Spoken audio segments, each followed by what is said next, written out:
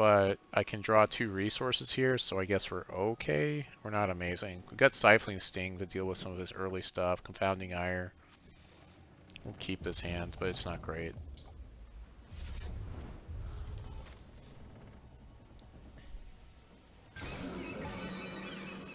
He also mulled to 5 in that last game, so he didn't exactly have as many tools as I had. I mulled to 6. Oh, that's not bad.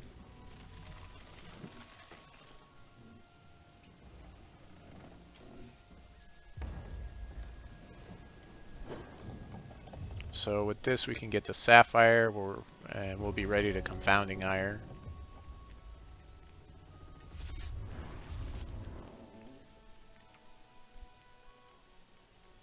We do have to take 2 damage to do it though.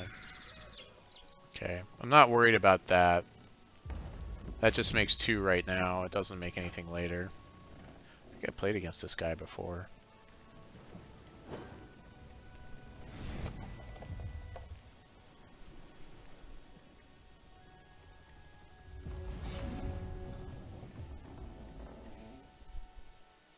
Can get a Diamond Shard off of that. So we will just take the 2 damage here. And we can counter a blood or a wild card now. And then if we don't counter anything, then in his end step we'll make a Diamond Shard with that, and we're in good shape.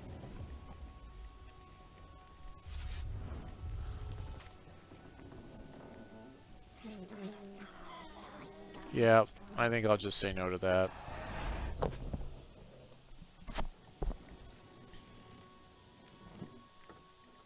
It's just a lot of damage I don't want to deal with right now.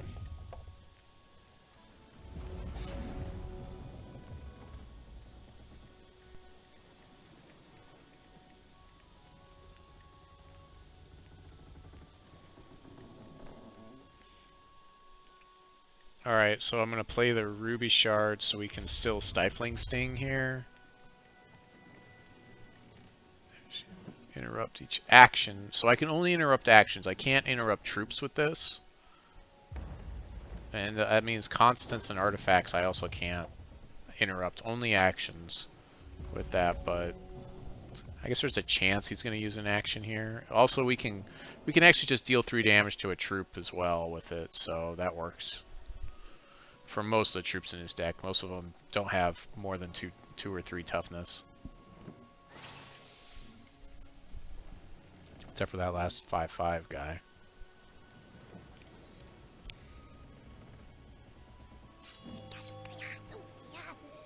Yeah, like this guy, we can just kill him.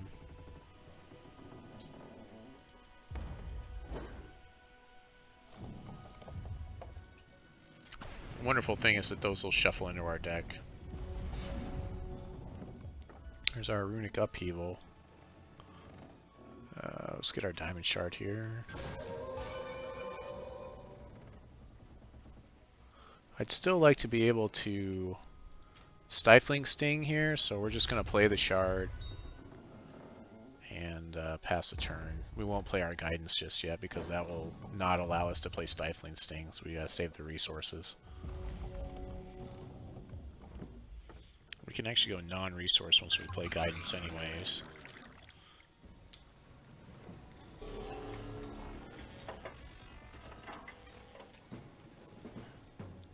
Okay, unfortunately we have to wait for this guy to attack before we can Stifling Sting him. Okay, he gets a zombie whenever I decide to kill him. I didn't want to Stifling Sting that. That doesn't seem like that's worth it.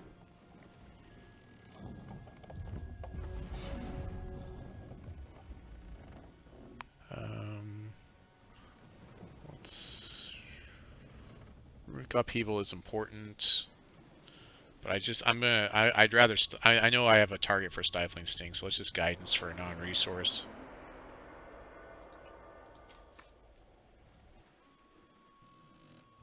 I'll play this. Put another non-resource on top. I don't need to shuffle anything in yet.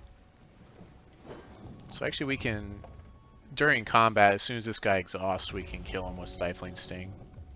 because his toughness will change from 5 down to 3.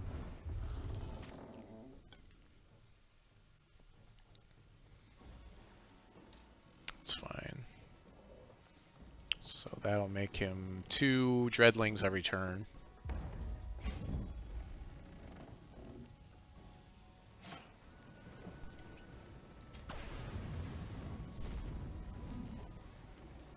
So because it was during combat, we actually didn't take any damage.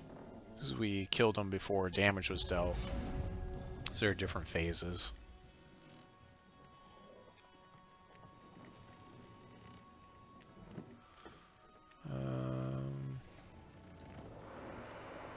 Let's go non-resource.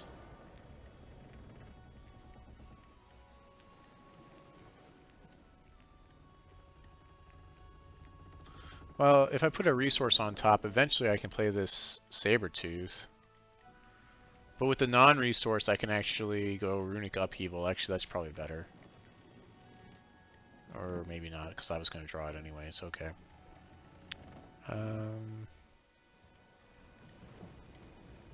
That's fine. We'll just Runic Upheaval. Take 6, 7, 8 next turn.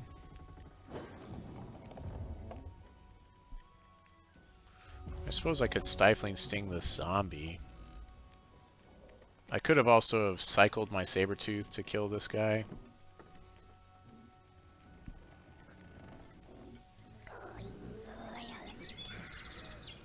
Okay. So there's that. 2, 6, 7, 8, 9, 10. 10 damage. I really just want a Runic Upheaval here.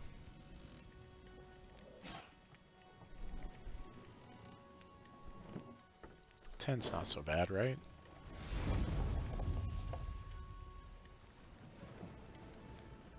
I'll gain 4 from all these guys dying.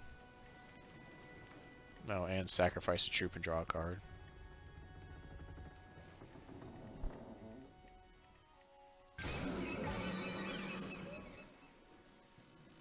Glory will actually pull this guy out of play.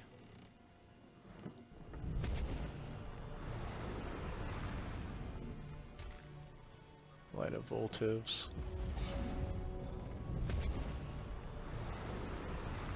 Ooh, there we go. So yeah, let's just do this.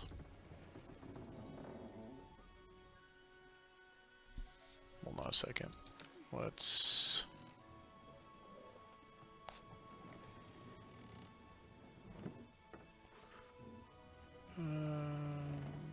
I already have the diamond shard that I need, so let's just play this straight up. So I can get a little bit more out of Blaze of Glory, so I can heal a little bit more. I should heal 12 here for this.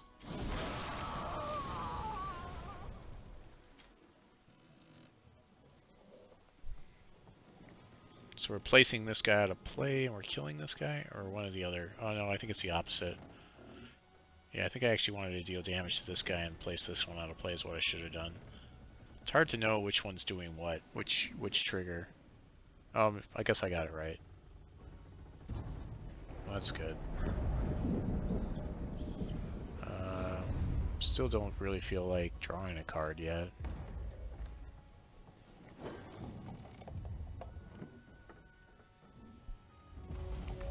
So he just knocked us down for 10 damage and we just healed back for 12 and killed his board.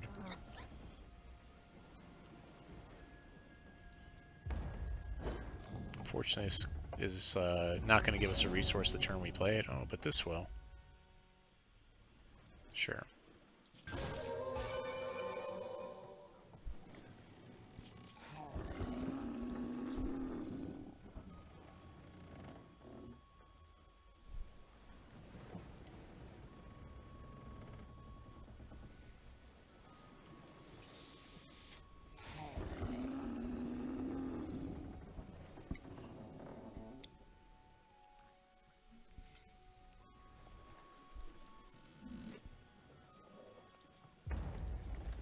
I don't want to stay up too late tonight because I do have work tomorrow.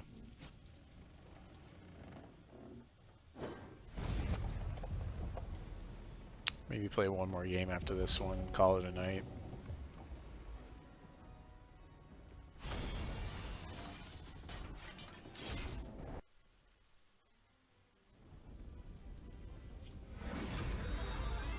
Yeah, we'll play one more.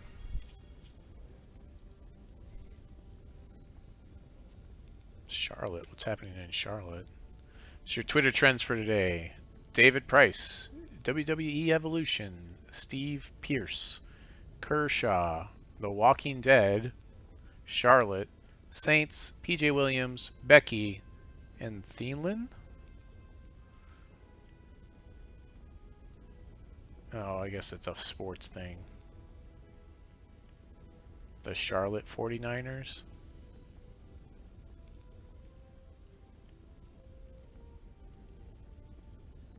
The 49ers in a different place.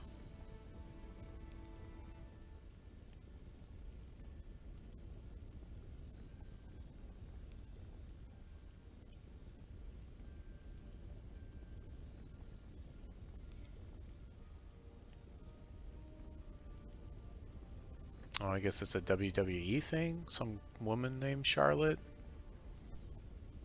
doing some crazy stuff.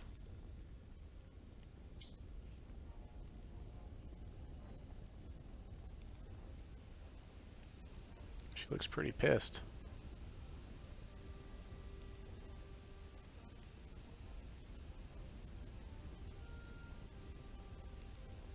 Oh, versus Becky. Yeah, Becky's the other one. Okay. Yeah, I see. Alright. See if there's anything funny in my timeline that I can read while we're waiting.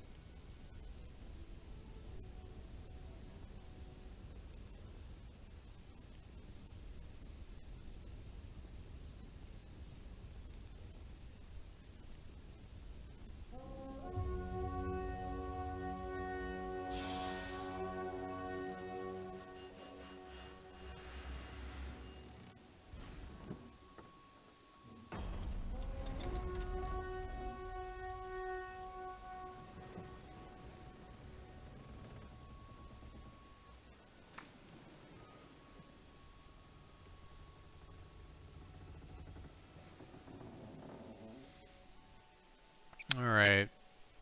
Looks like a keeper. Portalscape could be interesting. We're up 2 wins, 2-1 losses.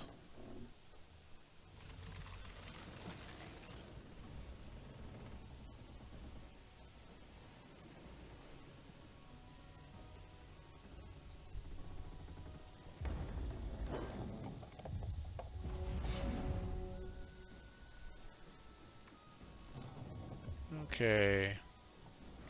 Really nothing to play here. That's going to deal damage to me. That's going to deal damage. I guess I'll play this for Sapphire.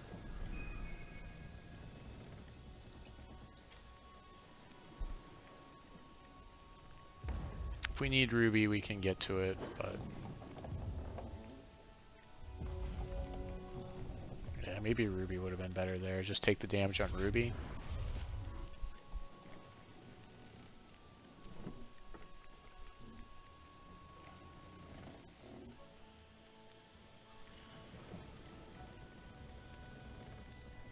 That's a lot of damage we're taking just from playing our own shards here. You play a troop, create a copy of it, and put it in your deck. And it gets +3/+3. Starting to see people play that a lot lately. So Portalscape next turn.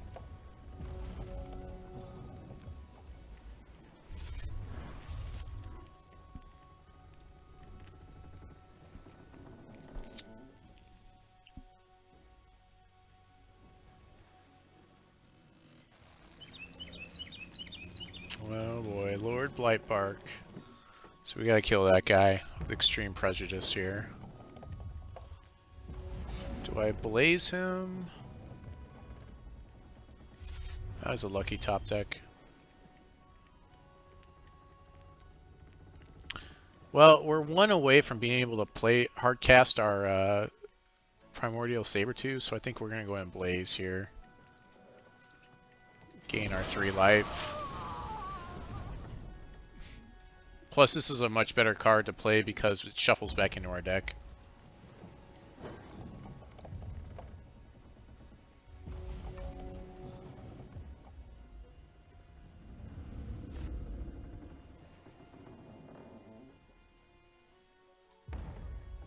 If there's a specific deck you'd like to see me play sometime, just let me know, Swaru or Lady Han.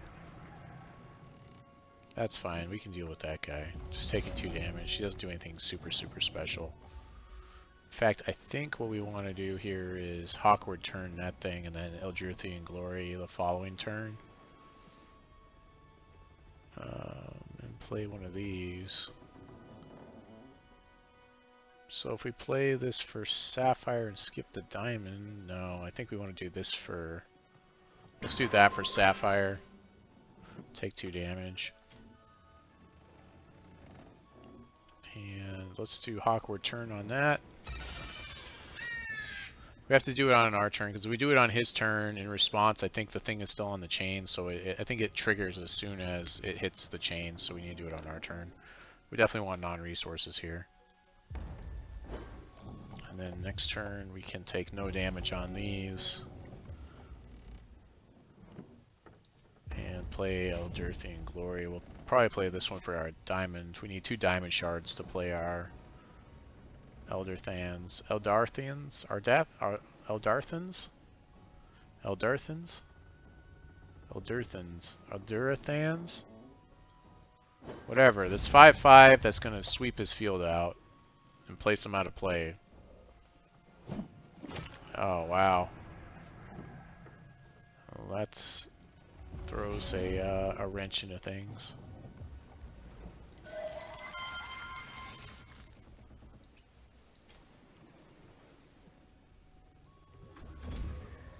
I guess we could have Hawkward turned this guy first, but that seems good enough.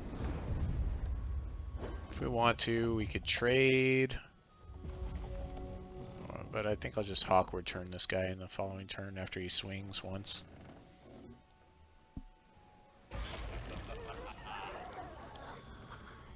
Sure.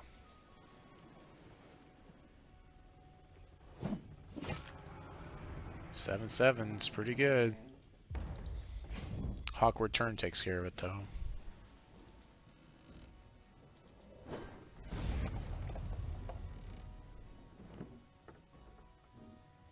Okay, we played against this guy before.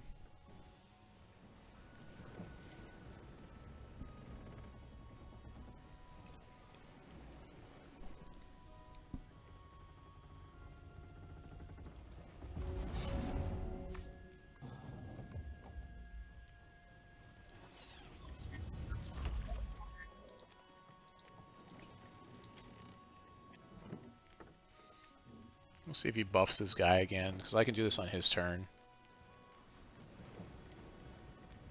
And I can also Portal Escape in his end step.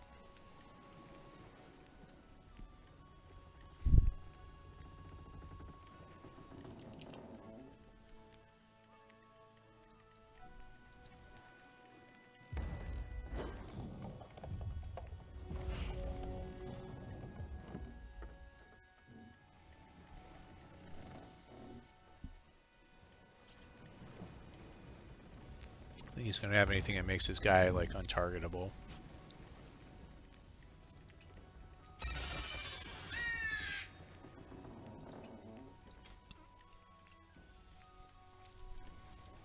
Take 2, which is much better than taking 7.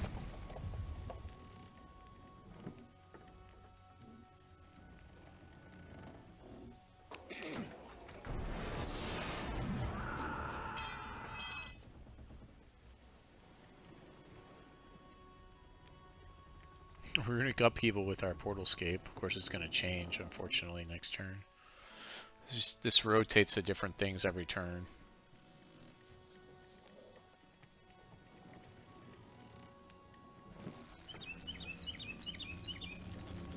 Yeah, we gotta deal with that guy.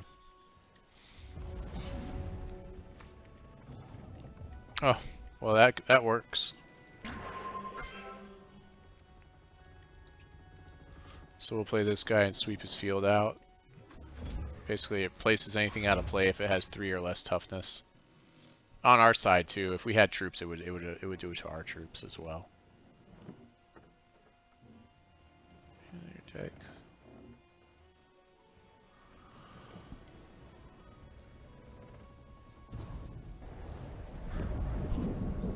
It's gotta be super frustrating. I might as well draw a card and shuffle in here, I guess. There we go. Hey, we can Hawkward turn if we need.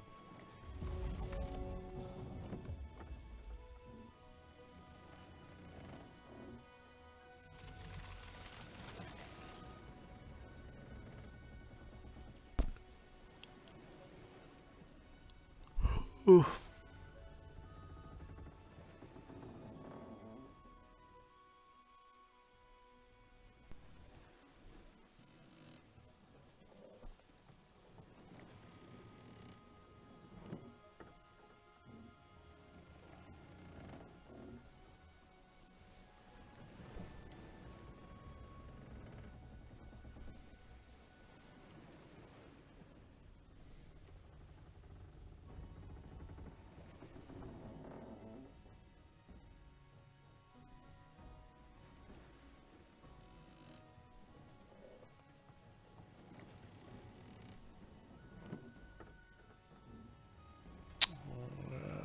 If he's thinking, or if he's done with the match, because I swept him out, whatever, 2 times.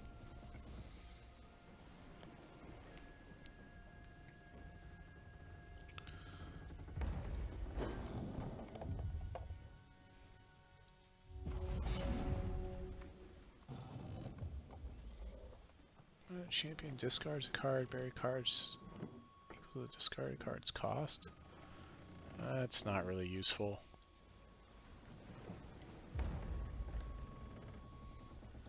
I could have played a Sabertooth to get 10 damage in here. I don't know, I guess I just like playing conservatively. Also, that would make it so I could Stifling Sting, which could be problematic. So Stifling Sting only interrupts things if they're 3 or less, and this is 4. So, yeah. But just takes them down to a 2/2. Doesn't really do too much to the board state, really. Just makes it so that I can't kill him as quickly. We might get something pretty cool off our portal next turn.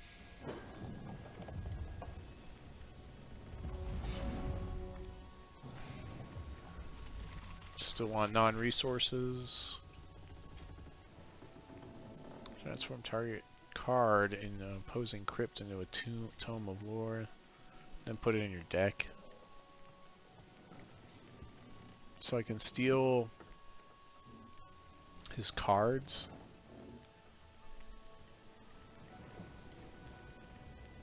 Crypt, choose a random solo random avatar. Well, that sounds fun. I wonder if that'll happen for us. Let's do that.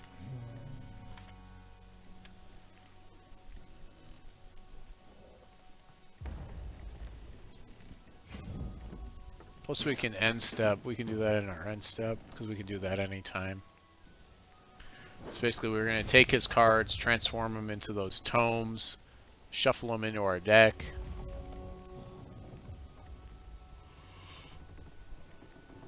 And then if we play 5 of them, then we get a random avatar. So we're gonna make his cards in his crypt into those.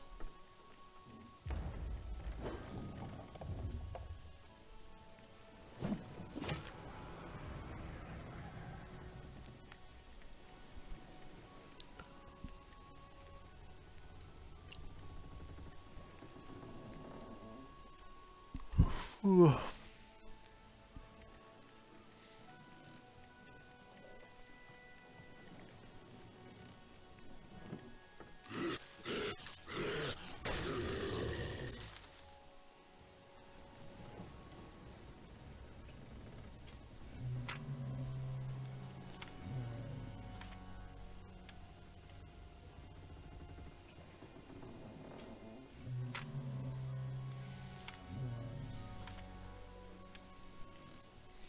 We're gonna Hawkward turn this guy, so that way it turns into a, this way it doesn't have Death Cry, so we can't trigger the ability on it.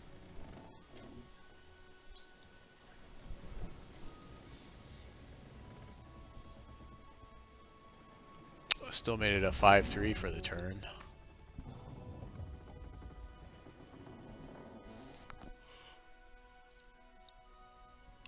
I'm more interested in actually triggering this guy at this point. So I think that's more fun. So we'll just sit here and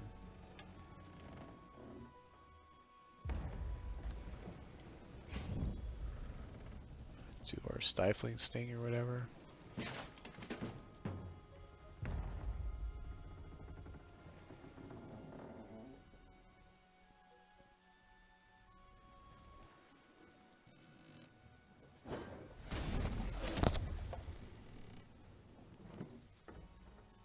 Ooh, I have another thing in his graveyard I can...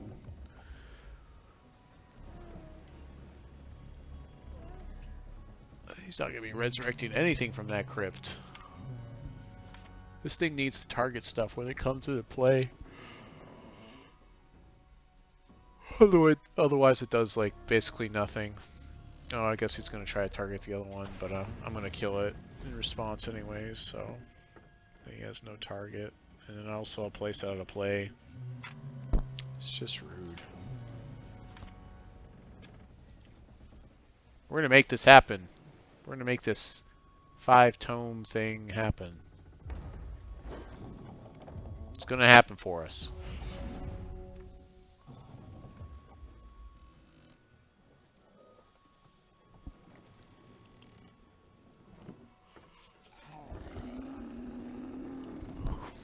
He might surrender here, though. Not let us have any fun.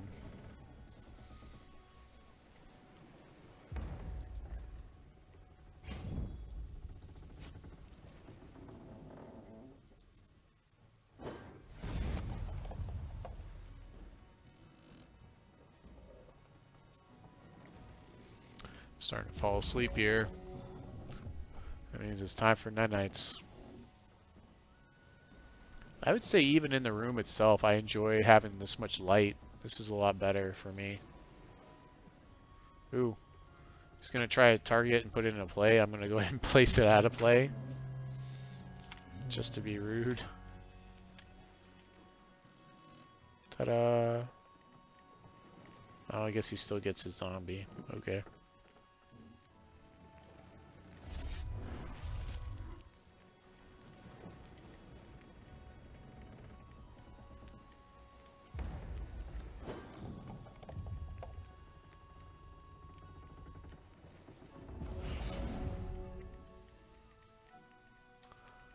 Come on, let's draw some of those tomes of lore that I've been shuffling in. I'm getting tired. Super tired.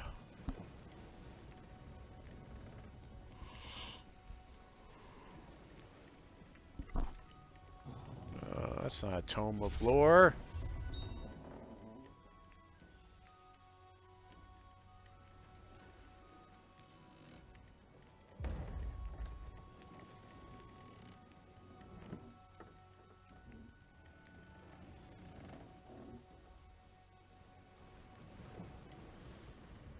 Oh, I'm totally spacing here. Falling asleep.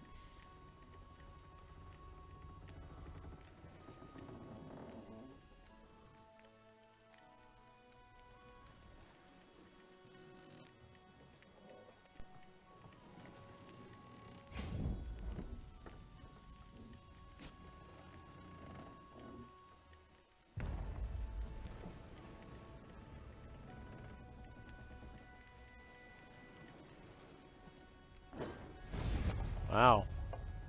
Just gonna take that 5 damage. He's like, I'm ready for the pain to stop.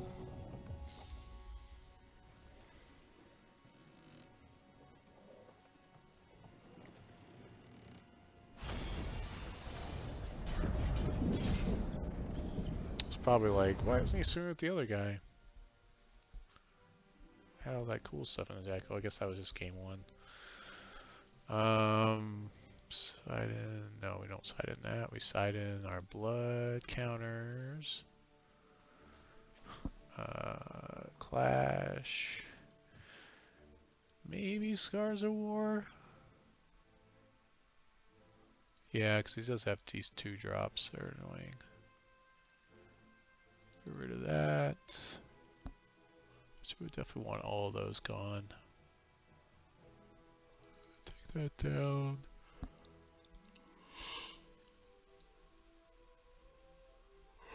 We didn't even use our portal. Clockwork Turn's actually pretty good in this matchup.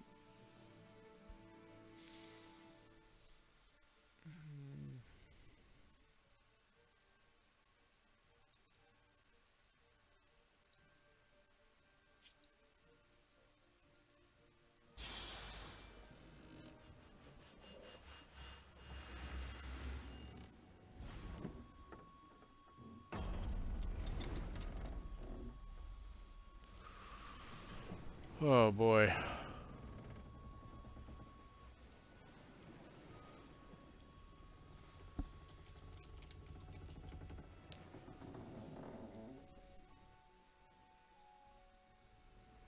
Yeah, this is gotta be the last one tonight. I'm just too tired to play anymore.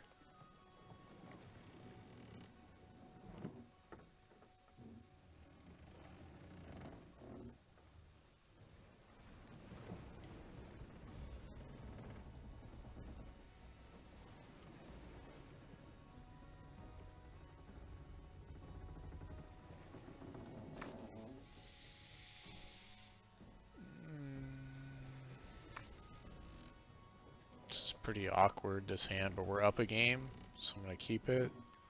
We need diamond to make this really work.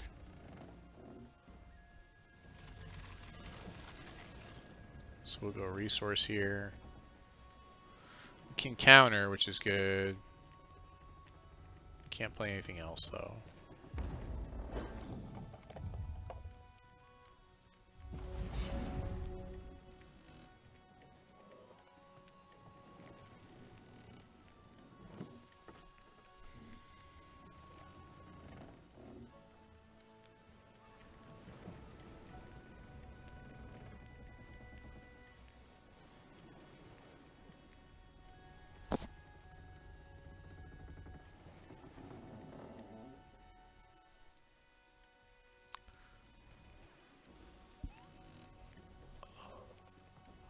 It's burning his clock pretty good on a lot of these turns. Definitely want resources here.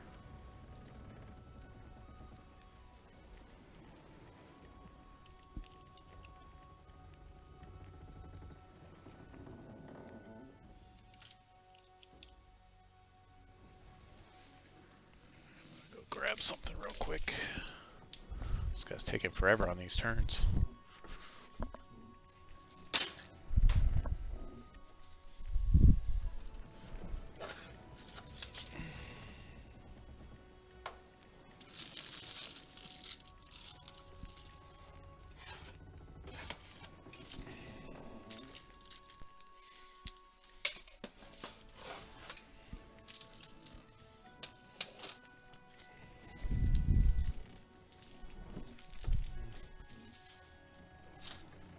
Has he pushed anything yet? I don't think that he has. This guy's taking forever.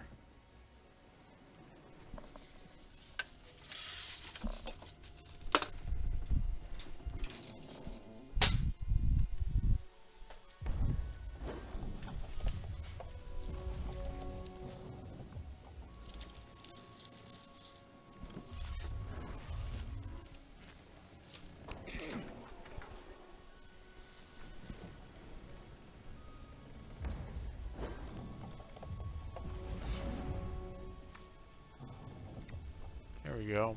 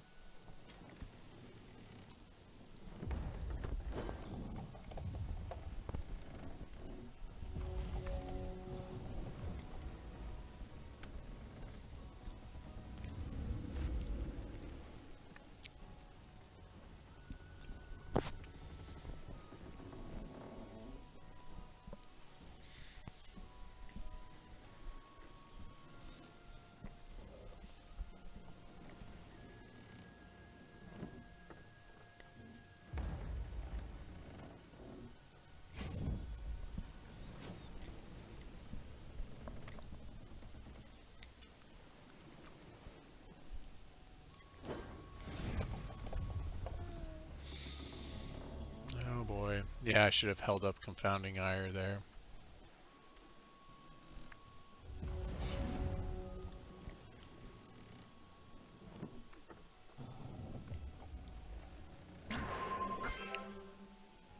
Well, I guess it worked out anyways.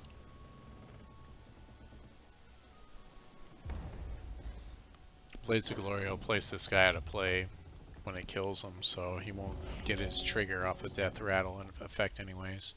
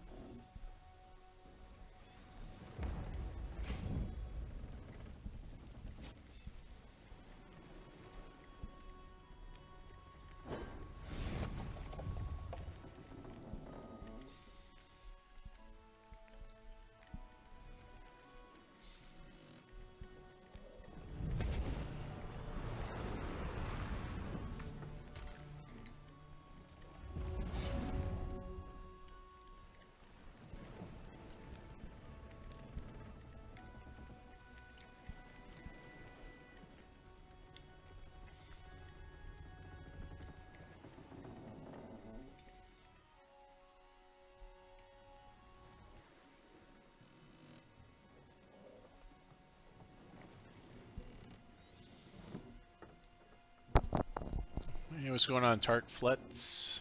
How you doing tonight and this Sunday night?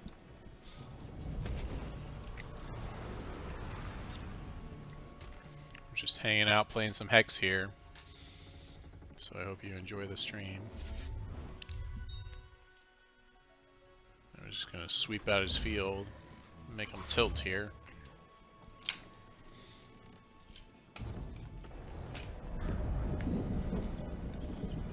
So I eat some leftover Popeyes from Saturday. Oh, Friday? No, it was Saturday.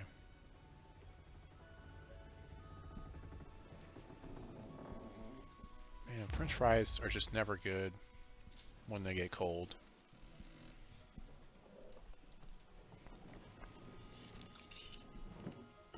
Red Robin fries are okay. But most French fries, yeah, they're just not good. It's just not a good prospect. Mashed potatoes is okay, though.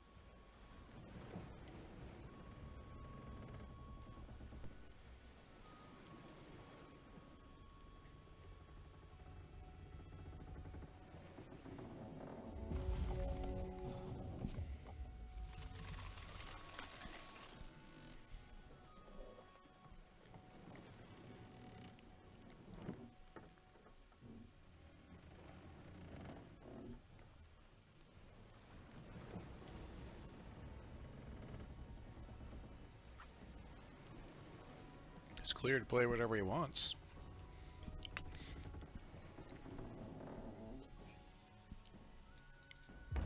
Of course, we have plenty of things to really kind of deal with that anyways.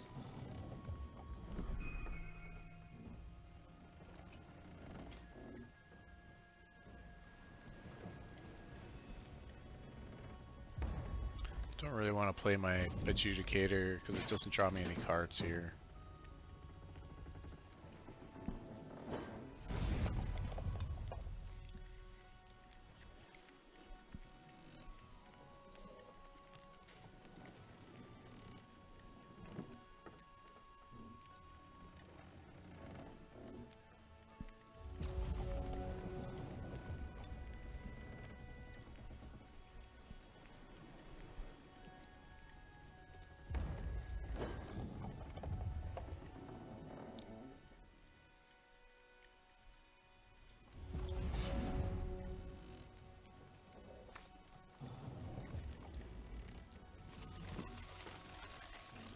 Non-resource.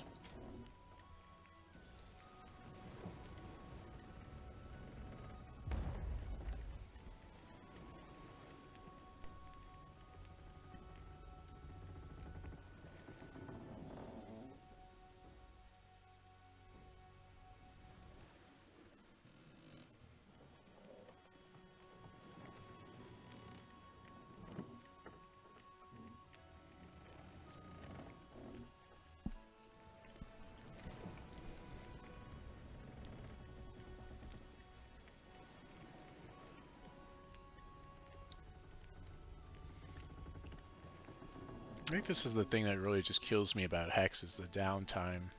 Me just sitting here. Is he gonna play a card? I don't know. Just kind of waiting.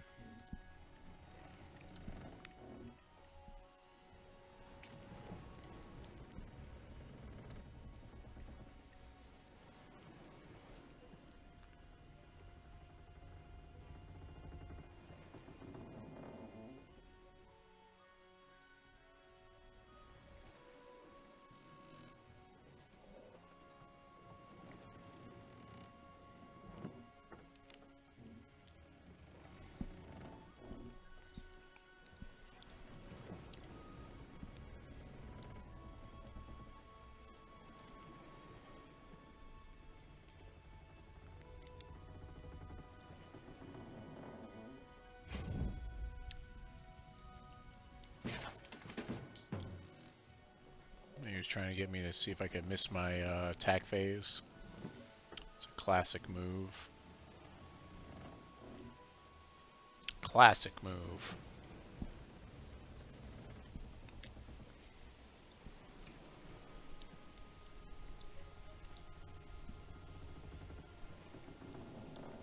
I don't really have anything to do the rest of this turn, so I just passed it back to him.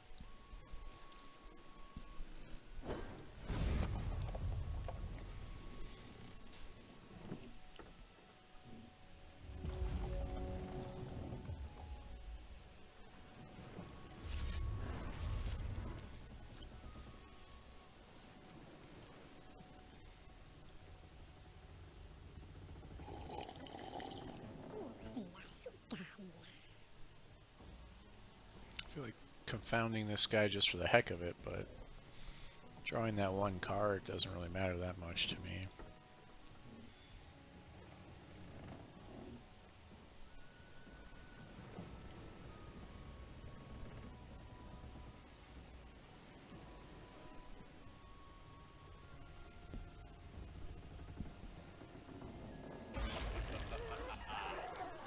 There we go.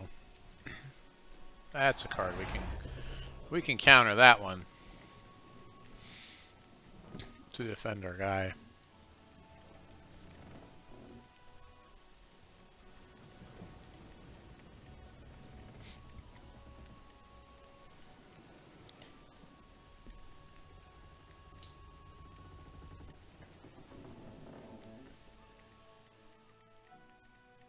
So a troop to void. It's kind of awkward.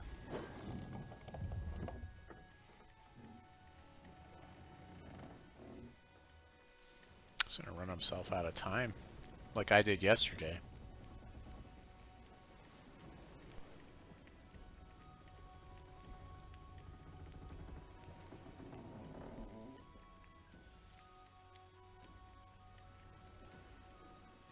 Just sitting here watching his clock tick down.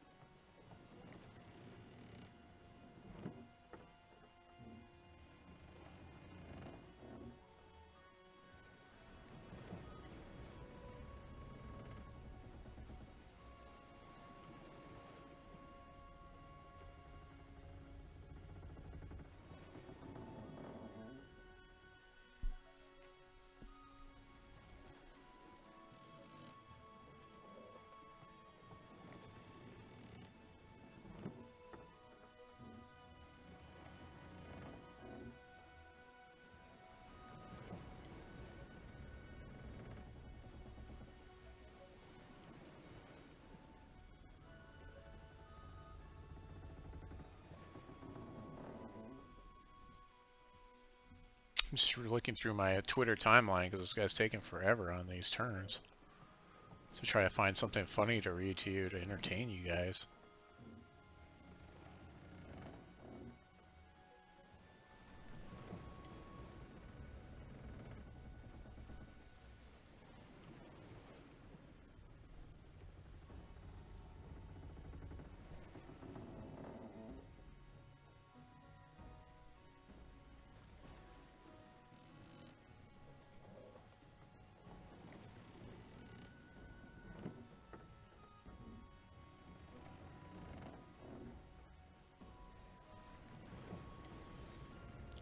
Gamer question of the day. Which version of Tetris was your first, and what is your favorite version of the spin-offs included?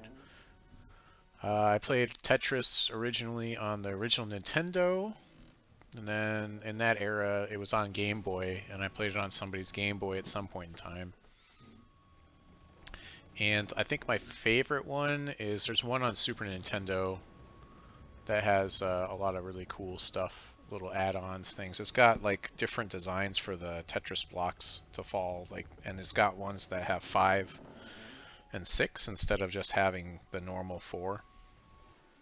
So it's probably the most interesting Tetris that I've played. So I would say that one's my favorite. I could probably boot it up. I have it emulated.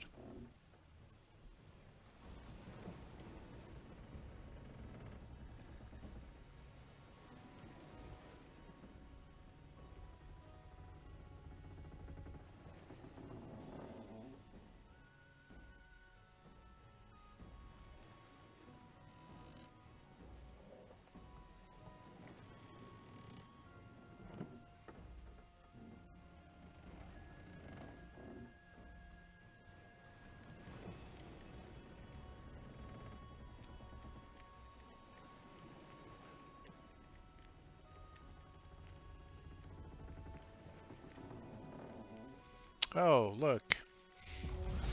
He decided to end his turn. Oh, I guess he was offline or something. So that's what kills me. It's like his timer just rolled all the way back like that. That's ridiculous. For the amount of time that he took.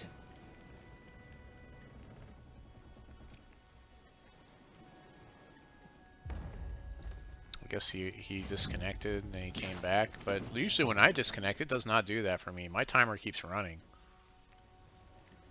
It was at 5 minutes. It rolled back 5. It gave him an additional 4 or 5 minutes.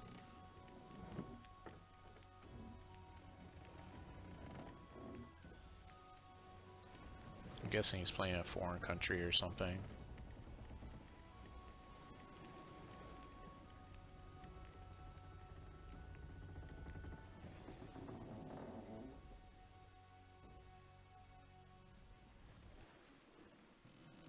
Everybody's talking about Red Dead Redemption. Never played any of them really.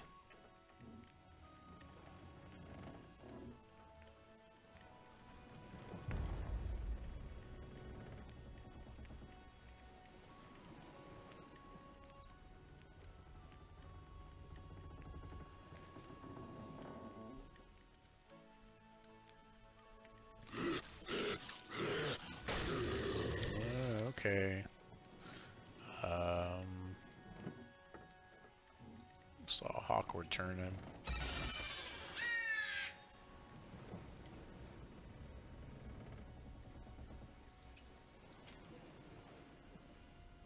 That's fine. I can trade. That's not a problem, really.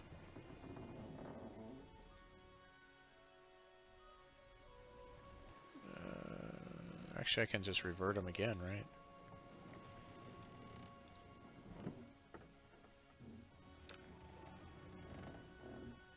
Nah, that's fine. I don't know. I don't know what I'm doing. I guess I should wait for it to resolve, is what I should do, and then hit it. Anyways, I think I have 2 non-resources on top of my deck now.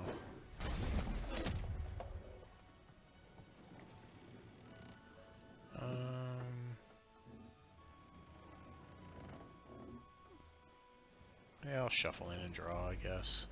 I'm not going to get card draw off my adjudicator anyways. Yeah, we got a lot of... I got 4 cards I'm shuffling in.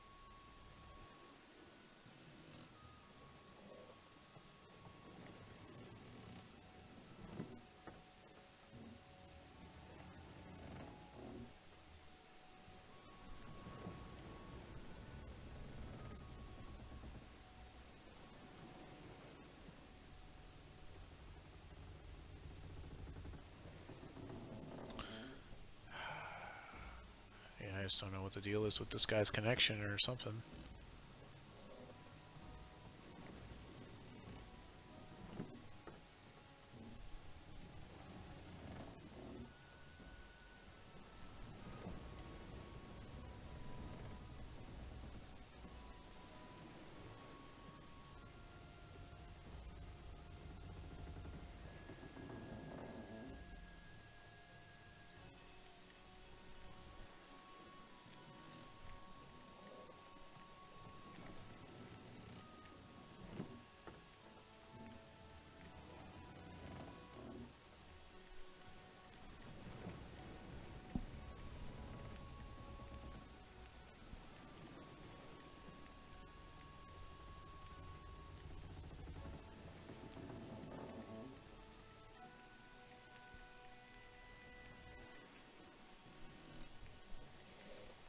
This is just so...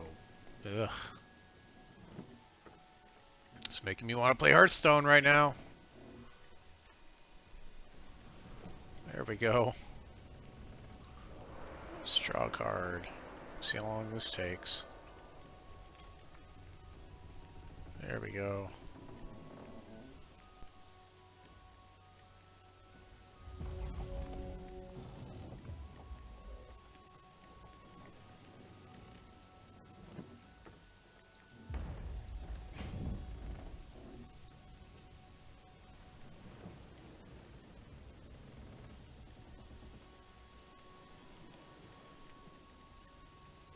It's mostly because I think I'm going to have to put in a little bit of work to try to make it. Of course, we're almost at the end of the month, so I'm about to get pushed back again. But to get to Legend, I'm going to have to put in some work on Hearthstone.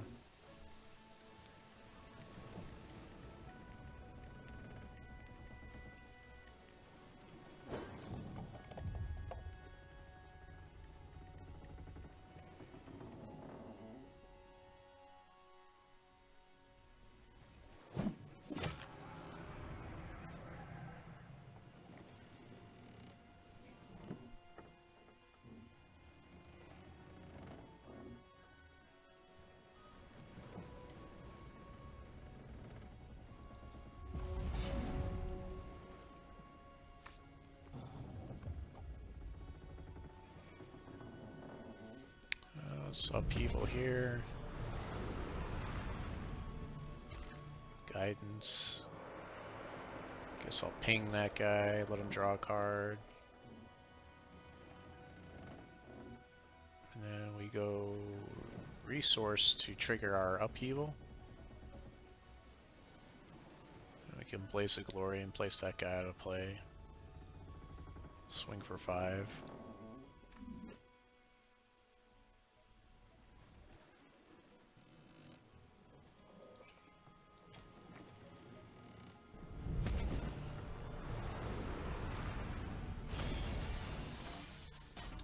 Ta-da!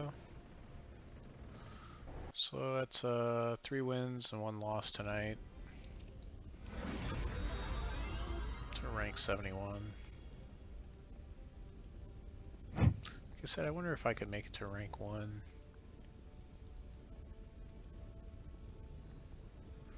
Did I play against one of the rank 1 guys?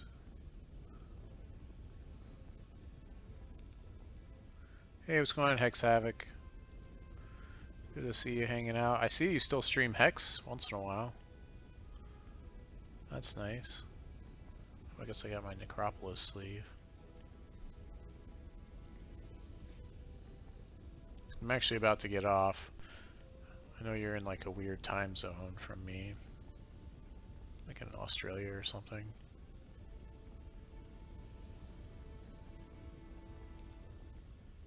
Who did I play against earlier? We ran like a Ruby Blood aggro deck. Oh, it's 3 p.m. there? Yeah, it's 11 p.m. here. It's time for night time, so I can go to work tomorrow. Hex Havoc, should I ban out all these bots that keep jumping in my channel? You've done a fair amount of streaming.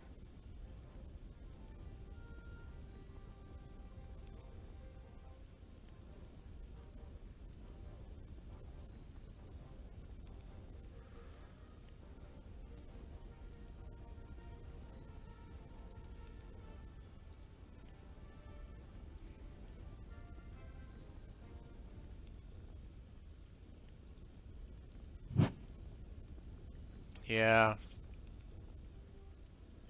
Oh, okay. So you've been on a hiatus too, huh? Yeah, it's tough. I'm starting to play Hearthstone more. Oh, sweet. Cool, man.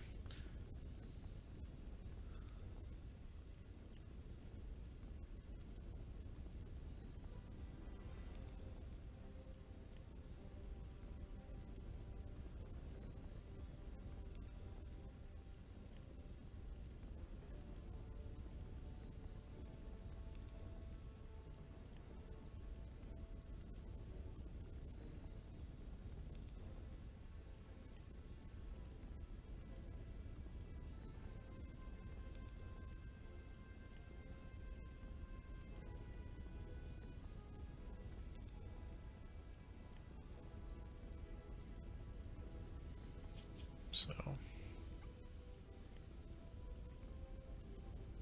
yeah, that's pretty sick. I think I had a 5 meg upload when I started, and that was just barely good enough. And you need to have, most people say you need to have 10 is like the where you want to start. I think now I have 15 or 20 or something. I'd have to look. But yeah, you need to have like 10 is like the minimum you really want to have upload speed to, that I read, to stream effectively. Like we can get away with it playing card games because the number of pixels that are being changed on the screen is low. But if you're playing any type of shooter or any game where you're moving all the pixels and they're all changing colors at the same time, that's just, it gets to be too much data to push for the stream. It's just too many changes happening all at once. Here's the deck that I'm running right now. I've got a couple, but mostly I think this is probably one of the better decks that I've come up with. Not that one. This one I'm calling America. So basically it's that tricolor deck. I'm running a single Light of Volatives because we draw a lot of cards in this deck, so we could play a lot of candles for blocking or whatever. I found that Hawkward Turn is pretty ridiculous because it solves a lot of issues. You know, if there's a constant or something, I can deal with it. You know, if something gets buffed, I can deal with it. Plus the Fate Weave is really good. And then usually like I can glory it away in a following turn or something. I'm only running one of each of these But I don't know. I could probably make a choice. I guess if I was going to make a choice, it would probably actually be the Scars of War because it's that quick action speed, you know? I mean, and it kills more things. I found that Stifling Sting was really good for me. It does kill things, it can counter things, we can shuffle it back into the deck, it does a lot of good stuff. I've got Portalscape in case the game goes long, because we can just keep making portals and drawing cards, but I don't know if that really belongs in the deck. I was running 4 Adjudicators, but I found that a lot of times I'm not drawing cards off of them, because this deck doesn't, it's more reactive, so I mean sometimes I get to draw cards off of it, other times I just gain life. But it shuffles back in, of course. Runic Upheaval's a must-for of in this deck, of course. Dark Heart's okay these days. I don't know if Dark Heart's as good as it used to be. I don't know. Maybe I'm just playing it wrong. I mean, I guess it's really good with Clash of Steel still, so there's that. 4 of these, although an alternate version only runs like 1 or 2 of them. Someone told me they were running 2 of these. I was running 2 Doombringers at one point in time. Maybe I'll go back up to that at some point, but yeah, that's a card that really just ends games if it sits on the table, for sure. Yeah, I should probably find a way to put 2 of these in the deck. How many shards are we running? We're running 4, 5, 6, 7, 8, 9, 17, 18, 19, 21, 22, 23, 24, 25. We're running 25 shards in here. But that's okay because we have so much card draw that, and we need it anyways because we have 3 different shard colors in here. Reserves, I could probably change some things around. A lot of this stuff is just almost feels like it's like not necessarily targeting a specific strategy. I mean, I guess this is.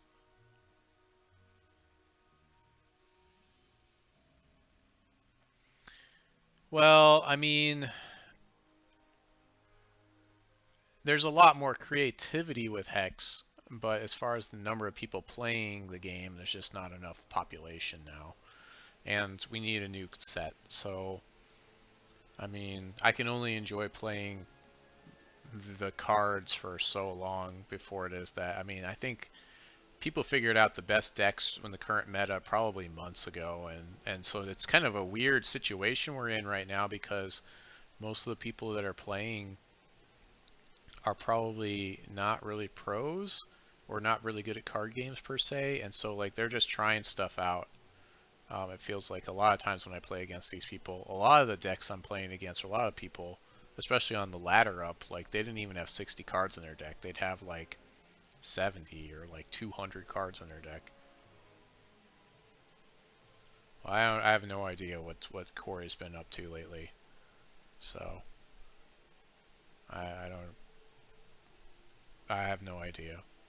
I mean, in interviews, things I cut out of interviews, he said that he would do harm to himself if the game failed. So I I don't know. It just I don't know what the cash flow is. I don't know if there's an artwork problem. Is probably what it is.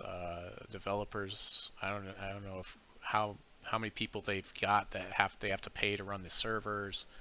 Who knows how much money it's bringing in these days. It seems like the tournaments need to go from 6 tournament queues down to like 2 with the number of people that we have, and they need to make them fire a certain way where it is that like it's like on the hour or something where it can pool the people together. Just ran off and is hiding basically. Well, I mean, yeah, I mean, I would too, I guess, if I had something that was this big a deal and then all of a sudden it just wasn't making enough money. Who knows what their deal was with Wizards of the Coast? Maybe Wizards of the Coast this whole time has been skimming money off. You know, like that was a big deal for the infancy of Hex, and it really colored the experience in the beginning for a lot of people that were worried about that. What else? I mean, the draft queue needs to have bots in it, so that way we can get those things to fire. At least so we can get enough, you know, people in there where they just, you know, bots can draft just as easily as humans can. I think like we've seen that. I've seen it in Hearthstone where it sets up a thing that weights the cards, and so we can just pick the best weighted cards, You know, there's a program for that in Hearthstone that I use. Um, yeah, I mean, most of my card playing, as far as like what I'm really kind of starting to move into, is Hearthstone, but I'm not getting viewers, unfortunately. Some bad decisions over the years, though.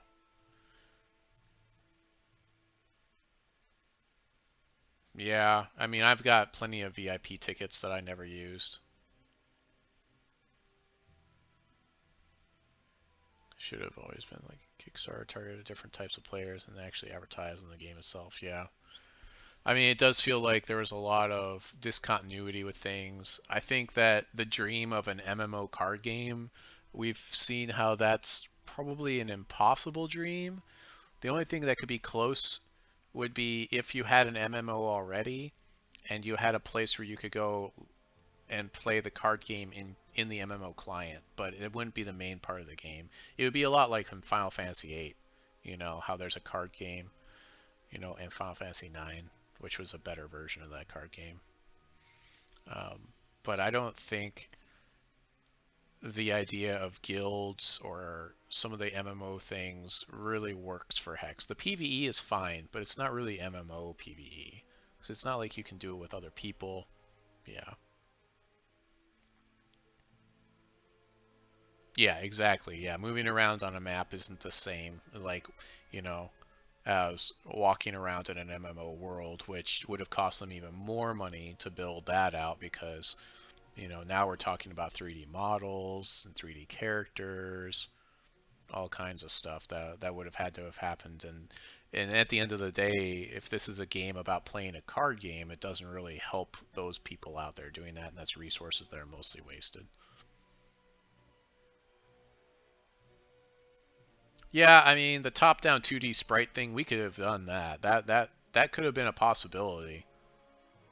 Yeah, I mean we definitely could have done something like that, a top-down 2D sprite thing where it would have been similar to like whatever Ultima Online used to be. You know, especially Corey has a heavy background in playing Ultima Online, so he would have understood that at least.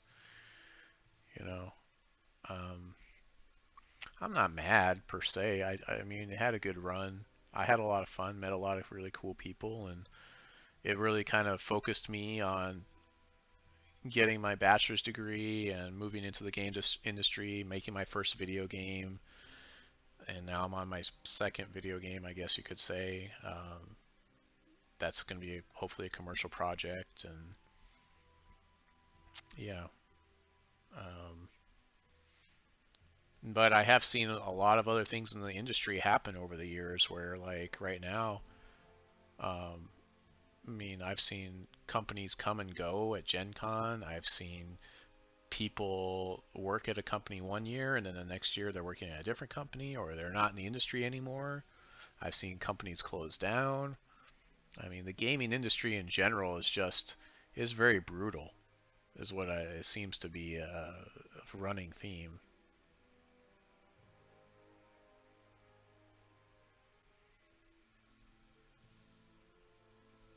Yeah, I think that really if they wanted to salvage things, obviously they need a new set, but they need to incorporate the free to play a little bit more. They just need to make it so that free to play players can take that gold and they can actually play those drafts. You know, like they can't buy packs directly with it, but they can draft, for instance, to force them to get those cards. And that way, if all that does for the first part of the thing is get people into those queues, and then they just rare draft and they never even play the games, at least they were in the queues. You know, um, I mean, there's a lot of stuff that's still here. Like the whole client is still here. You know, I don't even know if Siege is any good. I heard bad things about it. I haven't tried it. I haven't played through most of the PvE content. I should probably just spend some time to do that. Maybe that's what I'll do the next couple weeks because I already have my whatever. I'm already in the top 100.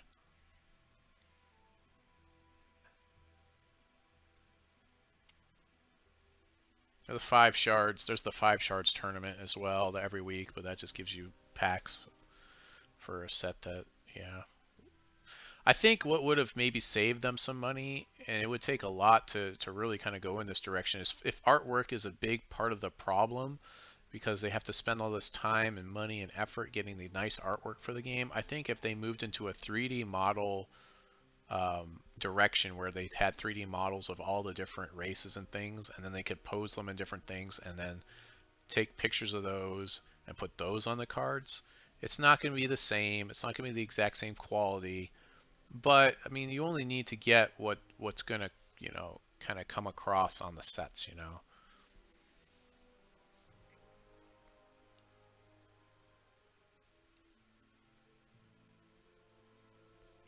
I mean, it does cost a fair amount to be competitive, I guess.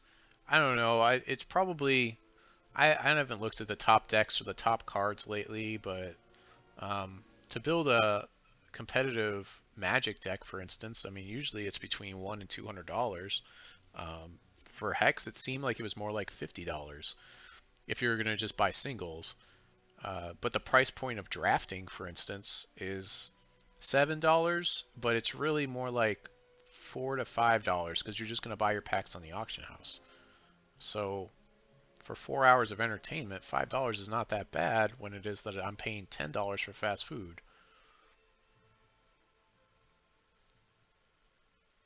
Yeah, and the draft needs to be one of the core experiences to Hex.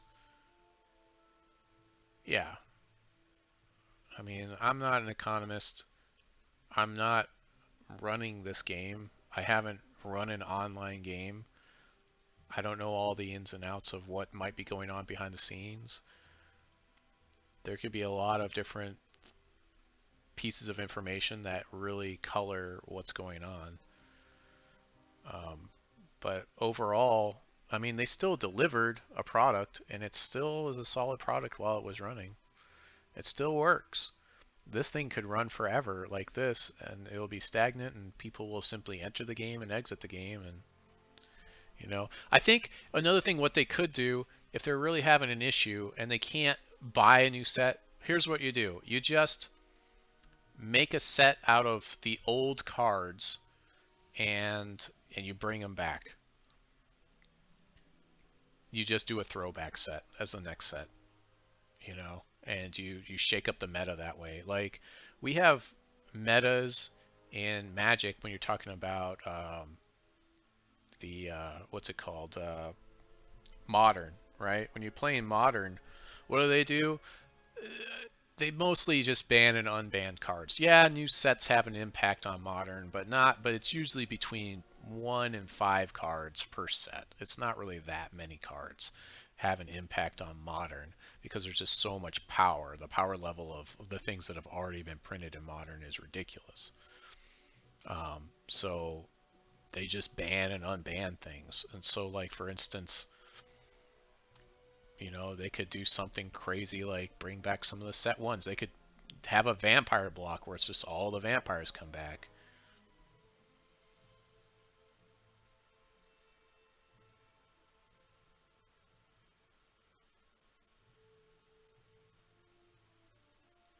Yeah, as far as what it looks like, it's probably just a skeleton crew that's running the servers at this point, and they don't have people that I bet you if you put in a customer service ticket, there's probably no one there to answer it at this point. So, which is unfortunate. But the game still runs. It still works. It'll just never get updated from what it is. Um, I mean, I'm also playing like on my phone a lot. I play a game called Spellstone, which is just like lane combat, and that game comes out with new cards like maybe every 5 or 6 months, and it's not that many cards. They come out with it's a different style of game, but they don't come out with that many new cards. And what they do to shake up their meta is every 2 months they buff the different races in the game. And so like there's elementals or there's undead or different things, and that's how they shake up their meta. So like in this game, they could be like, all right, all the orc cards now are like they all get rage +1, you know, just for this whatever month. And then the next month they'll do something where it's like if you play a Candlekin card, instead of it escalating 1 time, it does escalate 2 or something like that. You know, just little things, little tweaks like that that just encourage you to do things. You could do they could do a thing where like no player ever has to sacrifice any cards, which would just like kill Darkheart because you would never actually have to sacrifice to it. They could change core rules just to make things interesting, you know? Yeah, I mean, there's a lot of stuff you could do. Like we even did stuff with the 5 shards tournament. The one tournament where I basically had second place, I might have gotten first place, was the one where we said you had to have 20 cards in your deck and they had to be the same race. And so I played all humans on that one. Yeah. Yeah, and even then, like some of these draft modes that we had going on were really interesting, where they brought back other cards. You didn't really know what to expect, but they stopped doing that too. So yeah, I feel bad about it, but I understand that, you know, if the money's not there, it's not there.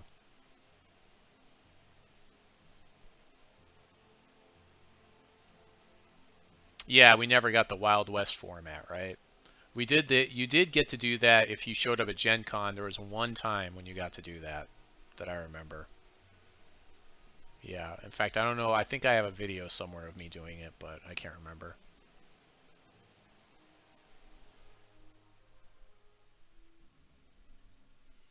Yeah, the equipment system. It's hard to say if, you know, how good or not so good that stuff was. I'm supposed to, like, I have a vanity card, right, for my family. I have all in the family. And, oh, it's not even in standard. It's in, like, immortal or whatever, yeah. So this is my vanity card, right? I'm supposed to have an additional card as well that I was supposed to design, but that's probably never going to happen at this point. So I don't think I've seen your vanity card. Which one is it? You know I have all the cards, right?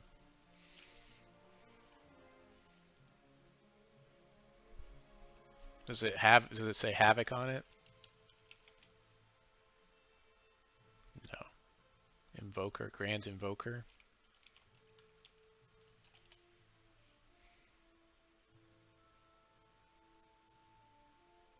Well, I haven't even, it's not even on here. Is it a PvE card?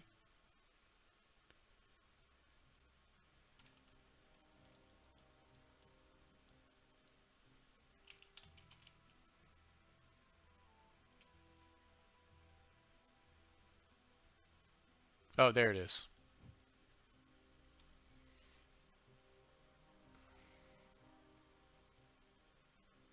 Yeah, it's pretty good, I guess. Click on the familiar text. She knows to bring stuff back. The trick is getting her to bring back the right thing. That's your Bella. Yeah, that is Bella. That's pretty cool, man. Yeah, you got a nice vanity card. Opposing champion. Put a random action from your. That's pretty cool. We should maybe. I'm sure you've already built a deck around it. Like my card is unplayable. It's not even playable, and you have to be positive. I'm still happy with the card. As far as the artwork was really cool. The idea was almost good enough. Um, but control 2 or more troops at the same cost. Sacrifice this. This is just why even put this last clause in there? Just leave the first part. You already have to have 5 or more troops with different costs to make this happen. They get +1/+1 and invincible. Great. This is really not that bad because like invincible doesn't stop it if like you reduce their toughness to 0 and if you place them out of play. So yeah, it just makes it so all the damage is nothing. Yeah, I mean, I think if I could go back and do something right now, I would just simply let's re-release my card in the next set. We should make our own set and tell them that they need to release it, and then change the text on some of these cards. So like on this one, I'll just delete this last part, and then we'll see what happens. Then we'll see if it sees play. Even then, I don't think it would get played that much. It would still be a one or a two of. It's one of those things where it's like, ah, I have a 1, 2, 3, 4, 5, and now I play this and they're invincible. Ha ha! You know. Apparently, what's his name? Played it in a tournament. Oh, what's his name? The oh man, what's the guy's name? He's always talking about the dream and stuff, and he did a lot of drafting, and he had the clam hat. He still streams, but he does like speed runs. I'm trying to remember what his name was, but yeah, I got my first 2 subscribers on Twitch, so I actually get $5 this month. Alucard, yeah, Alucard. Yeah, apparently he used it in a draft, but like he always is like he just goes so crazy with his drafts, and then somehow it just works for him. Although I heard that sometimes people would just concede to him because they just wanted to see him play his crazy deck some more. So I don't know. Seems like a pretty good drafter, although I think the best drafter in the game is still what's his name? I think he's on. I think he's still on the.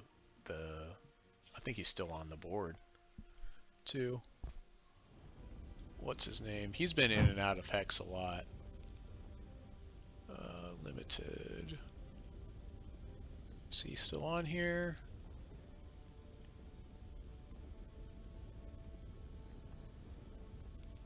Oh, he may not be on here. Yeah. Apparently there was some payouts for tournaments that they also didn't do as well. Like they fell behind on payouts for tournaments, and eventually they just didn't do them. So.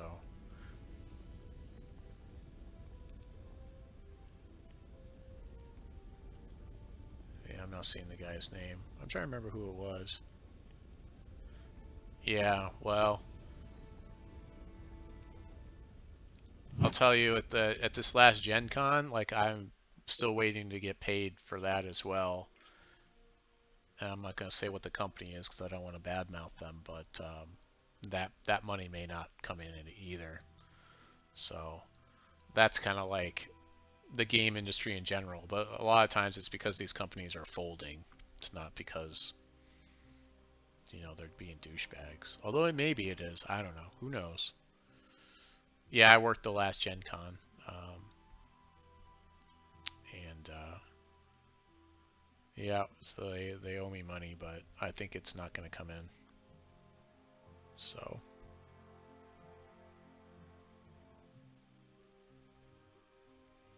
Yeah, yeah. If I'm going to go to a convention these days, it's usually because I'm working it, and that's how I justify it to myself. Otherwise, just going there to bum around and hang out and do whatever um, feels less useful. I mean, I enjoyed. I would like to enjoy a convention, sure, and I have, but I'm really focused on getting into the industry, so it feels like I need to actually keep building that portfolio out.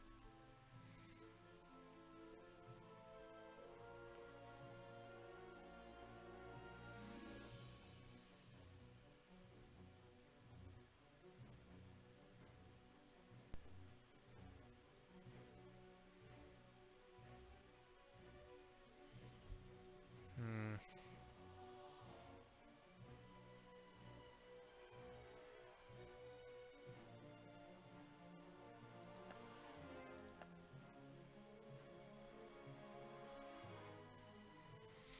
Well, I'm looking forward to the Steam one called what's it called? Artifact?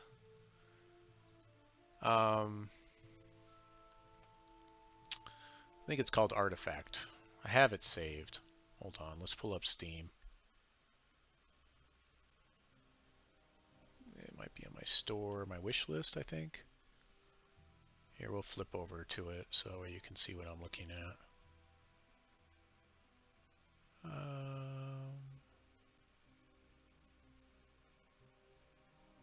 think it's this one. Nope, not that one. This one? Nope.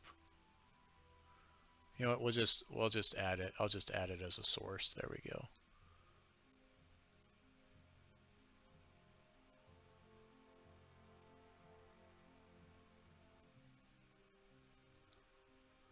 There we go.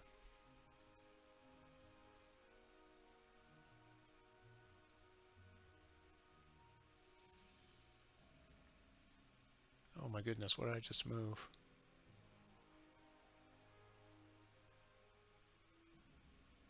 I'm trying to move this thing around. It's not being nice. Oh, I guess that's Hearthstone. We don't want to touch that. There we go. I think it's called Artifact. Basically, it's taking the idea of League of Legends, or I guess in the case of this, what is it called? The other League of Legends, Dota, and making that into a card game is really what it is when you watch the gameplay of it. And so imagine playing a card game, but you're playing at 3 different tables at once, and so you basically take turns on each table. The thing is, I've played basically this game before, and it was called Star Wars, and Wizards of the Coast put it out. And what they're doing is good because it's League of Legends style, so it does things that League of Legends does, and those are good. When it was Star Wars, it was not. It was okay. It's still enjoyable to play. Like I could probably play it with my 8-year-old, and he would enjoy it. But I don't. I don't know. I think if it does good things and we feel like we have enough control, then it's going to be good.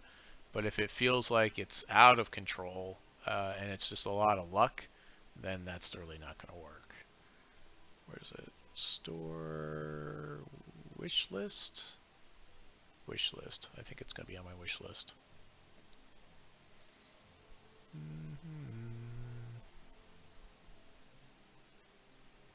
Most of the stuff on my wish list is like, I don't really actually want it that much. It's more like maybe one day I'll attempt to play it sometime. You know, like I'll buy it and play it, but not really because let's just be honest, like I don't have that kind of time.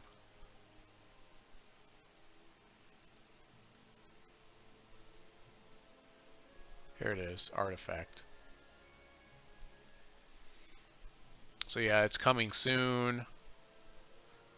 November 28th. So that's actually my son's birthday. My oldest son. They don't have the video here. If you YouTube it, you can see the video of them playing it. Some prominent Hearthstone streamers have gotten a chance to play it already. If you have enough of a following, you could probably get a beta key for it. I don't have, I mean, I still only have the 500 followers, and honestly, like, nobody shows up. Just these bots show up to watch me play. And yeah, like, I do game development sometimes too. So there's the 3 boards. So you're playing on each one of these. One of the things I think that's bad about the game, though, is let's say you like put a champion, you drop a champion into this lane. There's like 5 different slots that he could possibly go into, and you have no control over where he gets dropped, except if there's slots that are already being taken up, you have some idea of where he can go. That seems really bad. And if there are champions that actually let you control the slots they get placed into, that's going to be ridiculously powerful compared to everything else. Okay, you've seen videos. I mean, lane combat to me is not that interesting. Like I tried it with that other game. Let's see, there's another card game that I was playing a long time ago. It was made by whatever guy is that does all the Hearthstone casts. I forget what his name is. But it was also kind of like, this is really not that great of a game. But I'll have no idea. Let's see. If I go to my library, I wonder if it'll be in there somewhere. Can I search it? Let's see if I type in a keyword, maybe it'll come up. Card. Nope.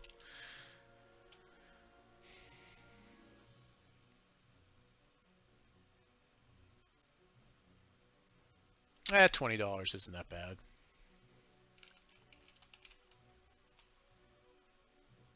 That's not what I want. I want a genre of card games. Ugh, I'm gonna have to do like Google it. Anyways, it's a lane-based card game. I think the person that made Ascension made it. It was so when Hex came out, it was like a glut of card games. Digital card games are hitting the market. I don't know if it's as much that way these days, but yeah, man, like that was a crazy time for digital card games because Hearthstone was so big. I think everyone was saying to themselves, they were looking around, they were like, why aren't we making digital card games? Look at what Blizzard's doing.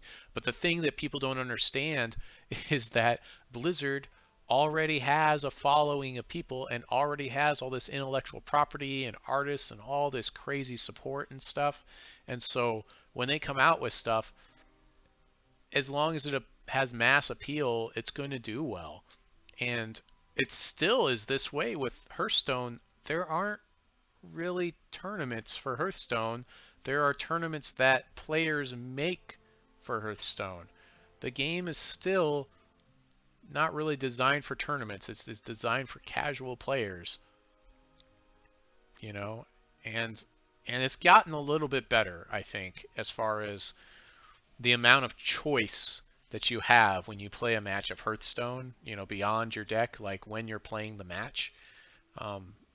So that appeals more to me because it feels like I have a lot more control over like how many mistakes I can make in a match. Like if I can make a lot of mistakes in a match, then that's a good card game to me. If it's basically like I make a mistake and I still can win and it doesn't really matter too much, then that's not a good card game, you know. But yeah, with Hearthstone, it's that chess match and stuff. Like with that game, obviously it doesn't need any help. But if I were to change anything about it, I would give everybody secrets. Every character needs secrets in that game because it's an interesting piece of the puzzle for play purposes that everyone needs. And I get it that not everyone gets secrets because it's part of the flavor of the game, but that's a core mechanic to me, and everyone needs to have it. Kind of like how everybody has troops in that game. Yeah, secrets, everyone should have secrets in that game. And even then, the way they do their sweeps and other stuff, it's like the sweeps are mostly damage based. Um, yeah.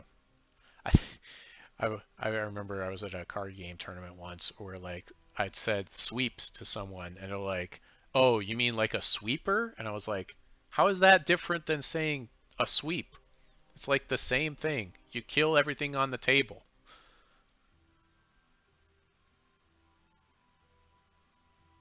No trading, no interest.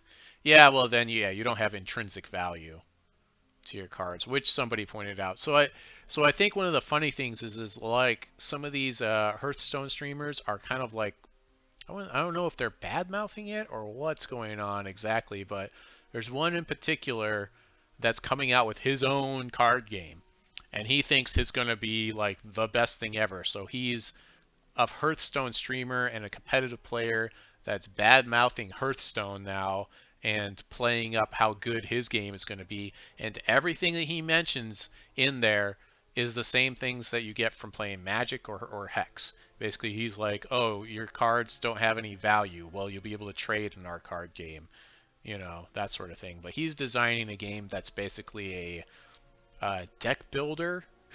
So you'll buy cards and then you'll use those cards to attack your opponent throughout the game.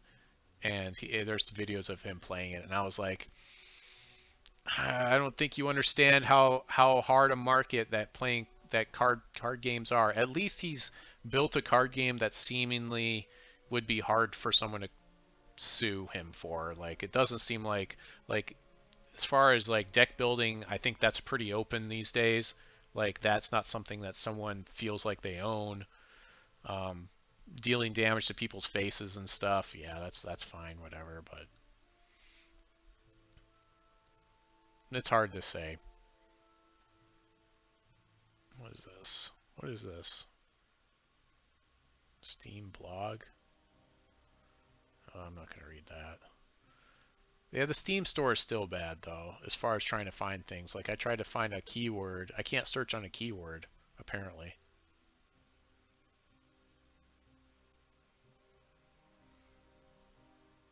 I'm trying to remember what that game was. I bet if I just like go through my library, I'll see it.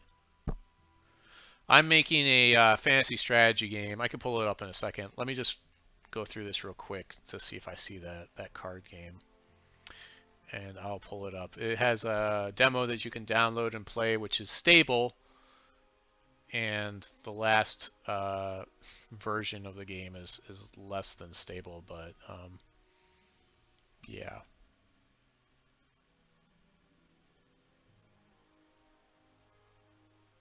Well, it's like anything, you know, like getting started with a piece of artwork. You know, it's one of those things where once it happens, you know, you can finally get started. Or how do you start writing a book? Well, you got to start, you know, a couple pages here and there. I would have I would probably start with a small concept of the game, like what is the most core thing to the game that's the most fun, and you need to figure out if that is actually as fun as you think it's going to be, and get that prototyped quickly. And that means if you have to paper prototype it with dice on a table, then so be it. Like, and it needs to be fun. Like I'm at a point right now with the game where I'm pretty sure it's fun, but I'm worried that I think it's more fun than it actually is. But it does things that a lot of other games already do, and it was one of my. It's based on like Ogre Battle, which is one of my favorite old games. So hopefully it'll be all right. Well, so there's a lot you can do without having any programming skills. Like if it's an if it's any type of RPG, RPG Maker pretty much does everything for you. Of course, doing interesting things does take a little bit of additional programming in there. Um, it really just depends on what you want to do. I think that what you could do is one of the easiest things is I think just clicking buttons, especially because probably what you're talking about is going to be RPG-ish, I would think, in nature. And so what you could do is you can get into Unity and you can just make an interface with buttons on it. And when you click the buttons, it does different things and it gives you feedback. And that's probably a good start for doing anything in the MMO world. Oh, it's a competitive shooter with actual innovation. I mean, well, who are you competing against though in the market with competitive shooters? I mean, obviously these aren't really competition with like Call of Duty and stuff, but that's in that market. You've got, of course, Overwatch, which is kind of a bastion right now. The top dogs are still, what is it? The terrorists and the counter-terrorists. Yeah, that's probably still the one. Main weapon will be linked to objects in the level. Okay. So with any type of competitive shooter where it is that you're going to have a server, the problem is going to be, as it always is how it is that you're going to handle online interactions. Well, I have Mighty Number 9. I didn't even know I had this game. And so obviously there's a lot of hacks and things, and a lot of your money and time and development stuff is just getting the darn thing to work and make it so it's hard, so that it works well, and so that people have a hard time hacking it, I think, because shooters are the most hacked things. Of course, also you're competing against the biggest one, which is Fortnite, right? Fortnite's like the biggest shooter right now. But if you don't care about any of that, people hacking your game and stuff, then you can, you know, like the online client is also difficult to build. I don't think that the Unreal Engine specifically handles when people are doing things like speed hacking, um, or wall hacking, or there's just a bunch of different things that you can do in shooters specifically that people have targeted. Aim botting is another one, and so I guess that stuff could happen later because the main engine of Unreal probably has something that's already plugged in that you can make a shooter out of, and then you would just have to do something minimally to link the weapon to something in the level to do whatever at that point. I think I have Rust. I haven't even played this one either. Maybe I'll start working my way through my list on Saturdays. Maybe that's what I'll start doing. I think that's going to be my free night. I had like nobody show up yesterday.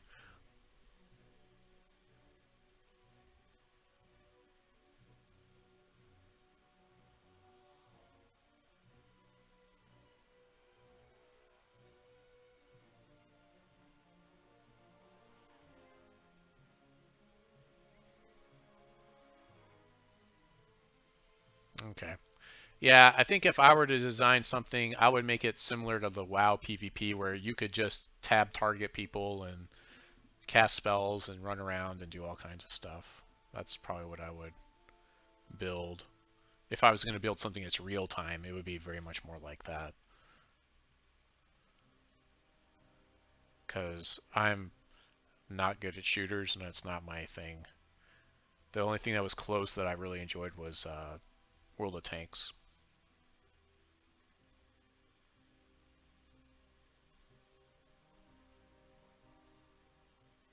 Maybe I should play, what's it called again? Dreadnought. I used to enjoy playing that. That's a lot of fun.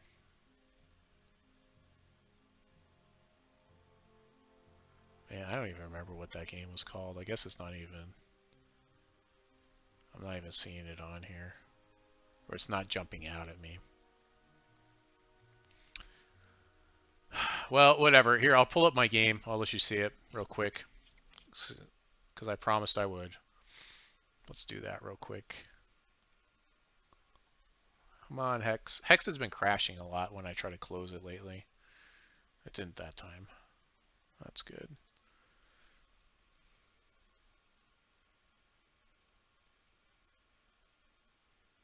Yeah, shooters in general, like that community is very, very much about like, let's just hack this, you know? Um, yeah. Oh, I guess I should do this on another screen.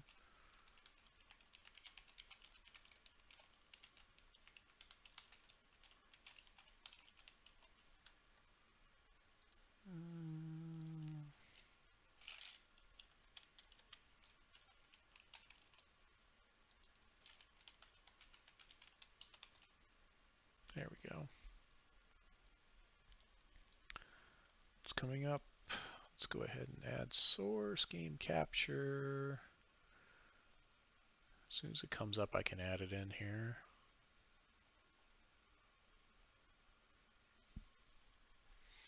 Yeah, I've been working on this basically since I started playing Hex, so I guess 4 years. I have a mentor. I'll be seeing him tomorrow. That's why I don't stream on Tuesdays. I did a 30-day stream actually recently where I challenged myself to stream every day at least 1 hour for 30 days. And it went all right. Like I haven't picked up as many people as I hoped I would. It's hard right now picking up viewers. It just is. So you just gotta be consistent with it, like almost every night. Especially I'm basically a single dad now, so. All right, let's go ahead and add this source in game capture. Wow, why has it got so many? Maybe we'll just do screen capture, monitor capture, desktop. 1. Bam. Do do do. Yeah. Yeah, it's tough.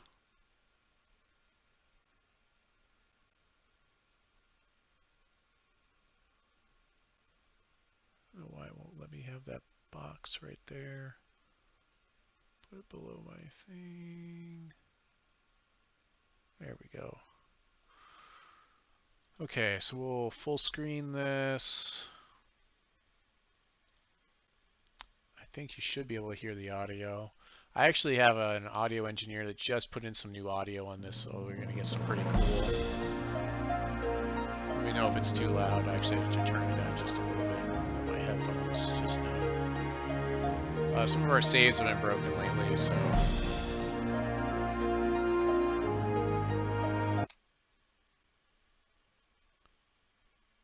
This soundtrack that's going to play here is pretty awesome. I'm pretty stoked about it. Oh wait, that's not right. Oh wait, this is it. Yeah. Oh, it's a bit loud. Okay, let me turn it down. Oh, okay. Oh, I see what happened. Oh, wait. Hold on.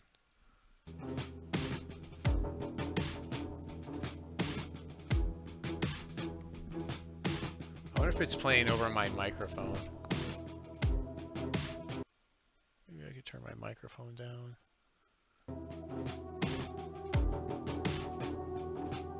I don't know. Is that any better?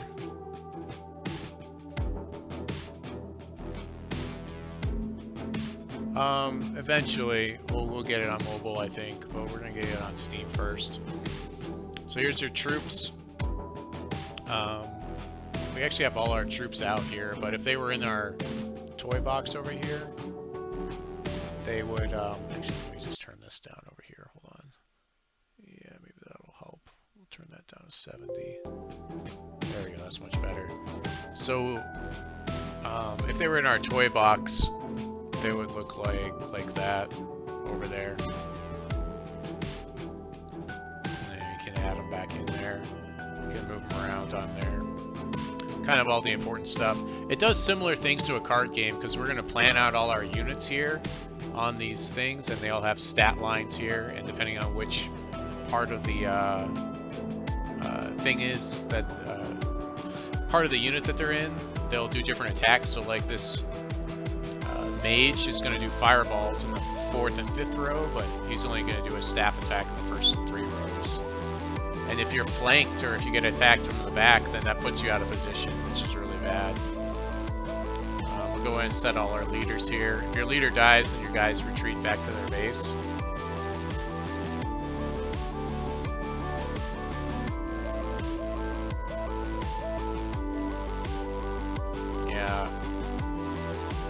Gotta make sure to pay this guy. This song is super awesome.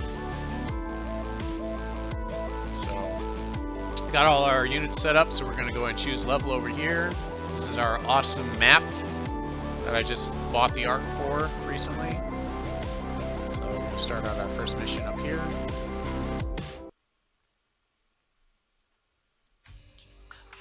Okay, this guy's out of position. This enemy wouldn't normally start down here. We were just doing some testing, so we'll kill him and then we'll kind of move on with the stage. She's just explaining how to play the game. I actually need to redo some of that text. So as you click on your guys, you can then click on another part of the terrain, and then if you hold and click, you can change the direction that they're going to face when they get to the end of where they're going.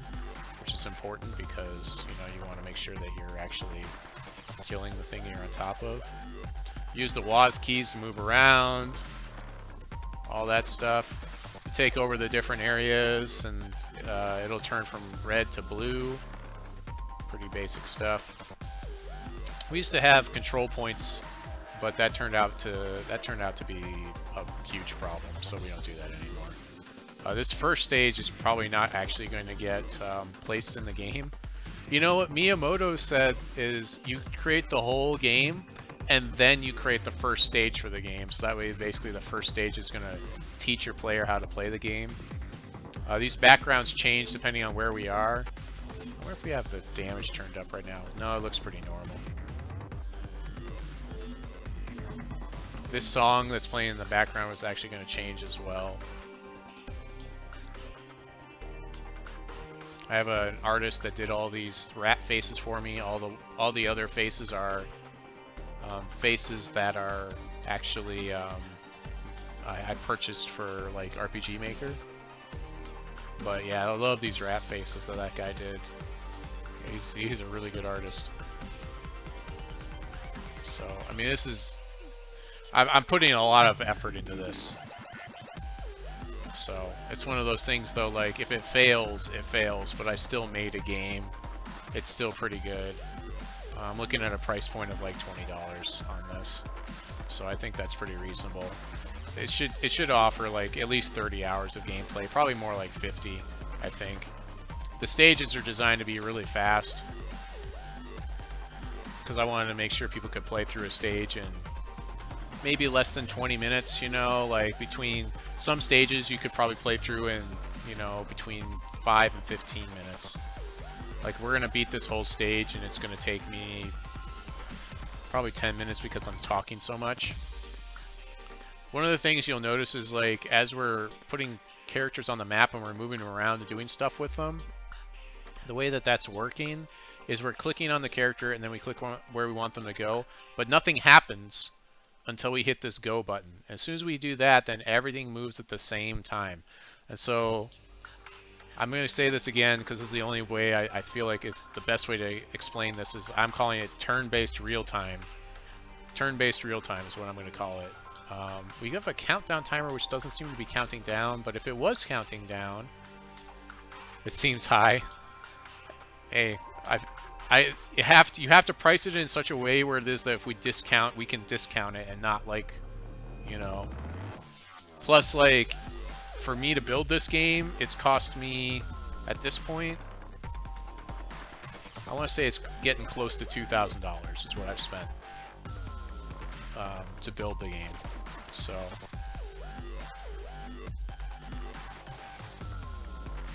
I mean, there are plenty of games on Steam that are $20, but that way I can discount it down to like $12 or something like that, you know, for Christmas sales and all that sort of thing, you know.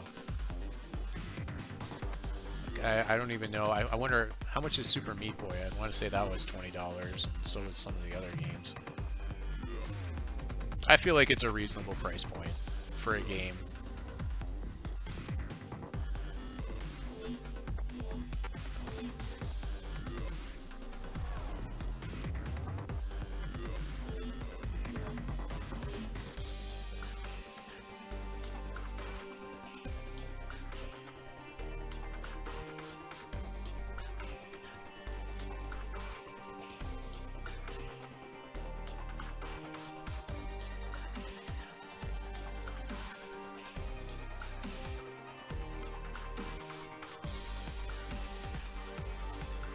Plus, Artifact is, like, once you purchase things for this game, like, you'll own the whole game as well.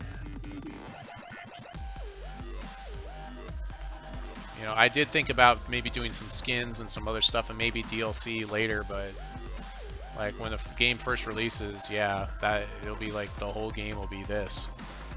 It'll all be there. And I won't have kickstarted it. I won't have, you know, owed anybody anything.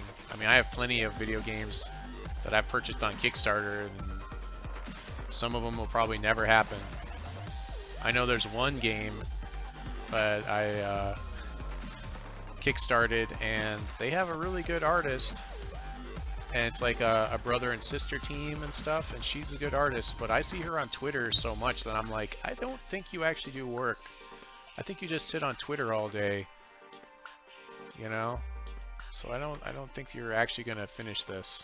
Just saying. Sorry. You know. I think we got flanked. Yeah, so we got flanked. So like this guy's out of position. The terrain changes depending on what we're fighting in. Also, a game like this, if you want to go back in time to like some of our PlayStation days and stuff like this could easily be a PlayStation 2 game. And those, they definitely were like, a lot of them like came out for $30 and $40, depending, even if they were pieces of crap. You know, this is an indie developer's passion project, so I'm going to try to make sure that everything is working right. Right now, there's some issues with the save files, and so we've been crunching away at that, trying to figure out what's broken. And so that way I can start building out all the content for the game and hopefully release it pretty soon. I can't release it until I'm fully divorced, though, unfortunately.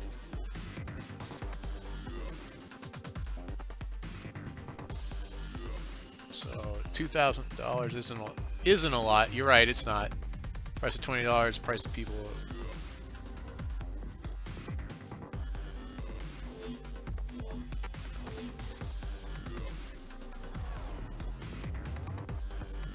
Yeah, but the thing is, like, I don't know if, even though I enjoy the game, I don't even know if 100 people are gonna purchase it. I know there's like, whatever, 3 million people on Steam, but, you know, are people actually gonna take enough looks at this to like purchase it?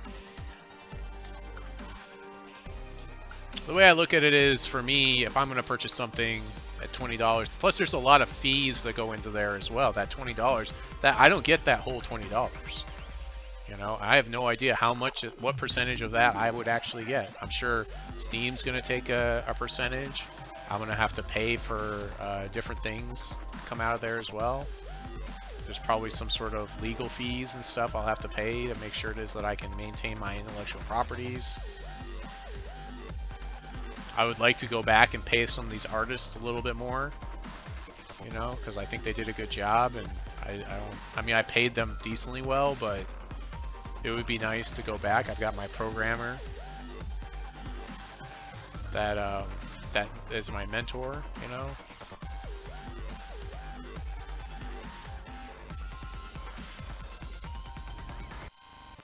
Right, but see, there's a psychological thing that goes on in people's minds. So if I can price it at $20, and then at like on a Steam sale, like I can be like, you know, for $5 you can get it this Christmas, and then someone thinks they're getting a really good deal on it as well.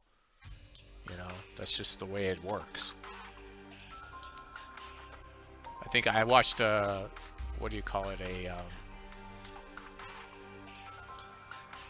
what was it called? There's a thing I watched about it where it talked about how at Sears what they tried to do was they, at one point in time, they just said, all right, we're going to give you the one lowest price, the lowest price we can possibly give you. So they would you know, price gouge themselves. And so let's say that they sold a shirt at whatever, $15, and that's as low as they could go and still make enough profit that they would be okay. But people have felt bad about it. They felt bad about it, and they felt like they could do better because they weren't getting a sale. And so what they did was they did the same thing later. They fixed it by making the shirt like $30, but then they said that it was marked 50% off, and they sold it to people for $15, and then they felt good enough that, oh, I'm getting a deal, so I can buy it now, you know. You don't think it would ever sell at the $20 price point? I don't know. There's plenty of games that are indie games that I'm sure that I can find that are at that $20 price point. In fact, I kind of want to pull up my Steam now and take a look.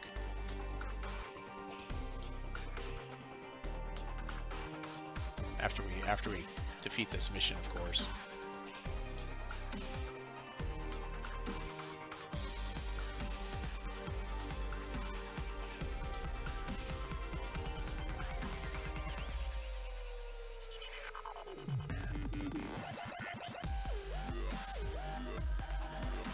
I wouldn't leave it on sale forever. Aha! So here's our congratulations screen. After you defeat an area, you'll have the choice of coexisting, exiling, or raising and destroying everything. Exile is so you're going to send everyone away.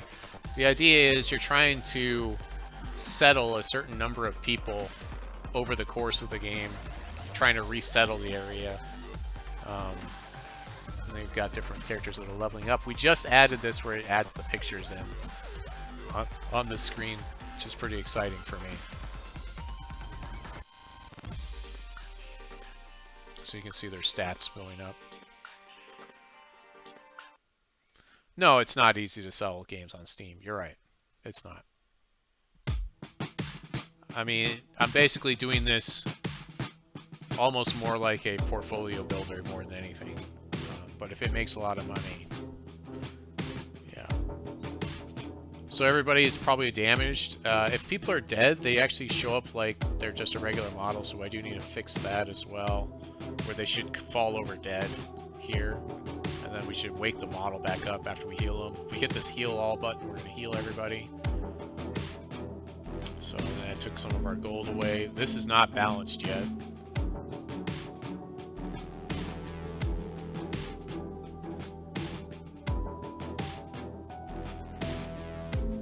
I mean, I've seen a lot worse games at $20 as far as graphically.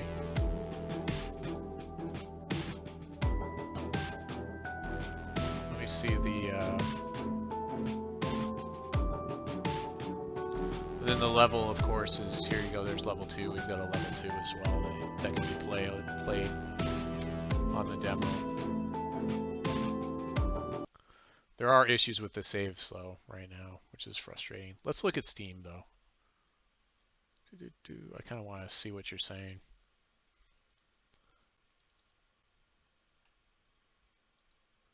Okay, so let's look. I'm mostly looking for indie games. So 80 days. Let's see here. Store page. This is a solid game. Solid game. Where's the...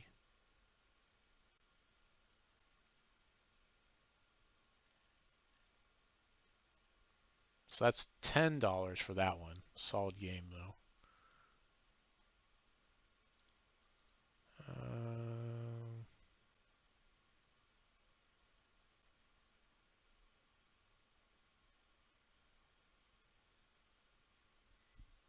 Bad Hotel. That one's... I don't think as much...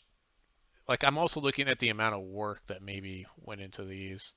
This is a good game, but I don't... This is one where I feel like it's not as... It doesn't really match up well against my game. Banished, I think that one's a pretty good game. Let's see what they're selling the Banished for these days.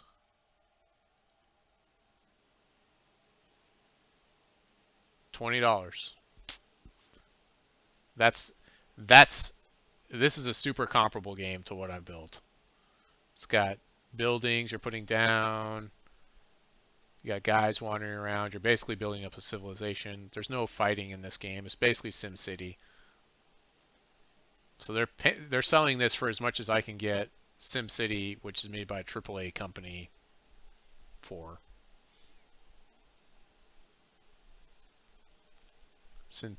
Synthetic?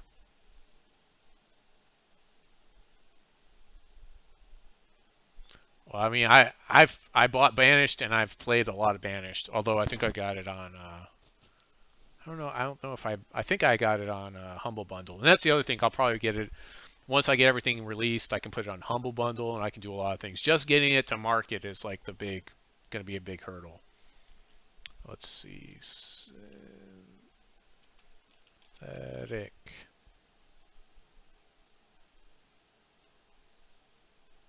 Are we looking at Synthetic Dreams for $100?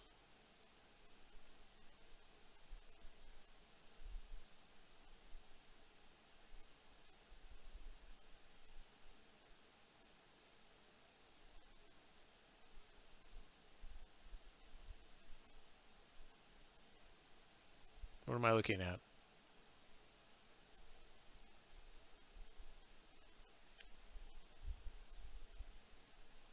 Oh, with a K, okay.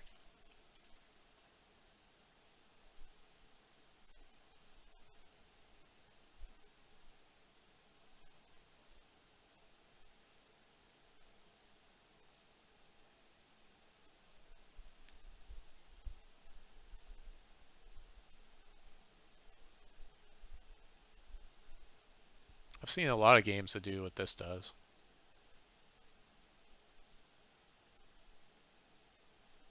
This is a lot of polishing that I'm seeing.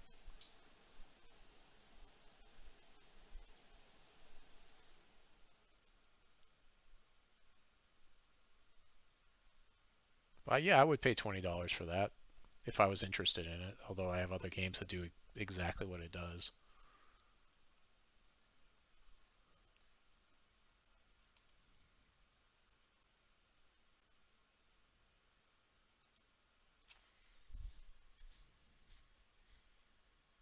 I think the Banner Saga is $20 as well.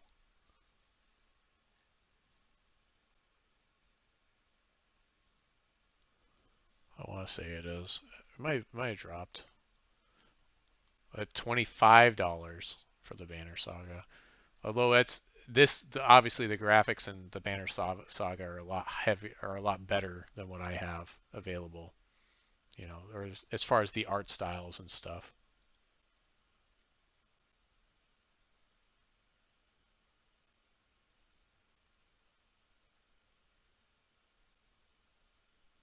Right, yeah. I mean, I have no idea really. Like I've picked a price point. I feel like $20 is reasonable. Like that's to me that's like 2 times going out for fast food. I feel like that's pretty reasonable. I understand there's a lot of games out there. Who am I competing with? A lot of games. But just getting it to market is like step one. Graphics are extremely important. You're right. And that's why I purchased those models. I haven't even shown you the models I attempted to make myself. And that's why I basically am paying for artists to do different things for the game. The levels, the level that I showed you, I have to the stuff that's on the ground there, I can actually do better. Like those battle scenes though, I actually spent a fair amount of time on those, and so that's going to be more indicative of what the levels will eventually look like, um, as far as the amount of nice stuff that'll be on that you'll be able to look at. The menus and stuff, I basically purchased all that art. Like, okay, like here's the beginner's guide. This is a polarizing game because it's not really a game. This is a game. This is more like this is a developer's game where you kind of play it as a developer and you kind of feel what it feels like. It kind of was more of a game for me to enjoy as a developer. And he sells that for $10. But it's like very minimalistic. Like it's a bunch of different environments you walk through. You aren't shooting anyone. You've got a voiceover, and it's it's kind of more just like art that you're walking through. You know, and on that note, there's a lot of things on Steam that are just they aren't even really games. They're what do you call those? Like cinematic, like visual art novels that you go through, and most of those are $10 for that. You know, Binding of Isaac. I want to say this is $10. Uh, oh, $5.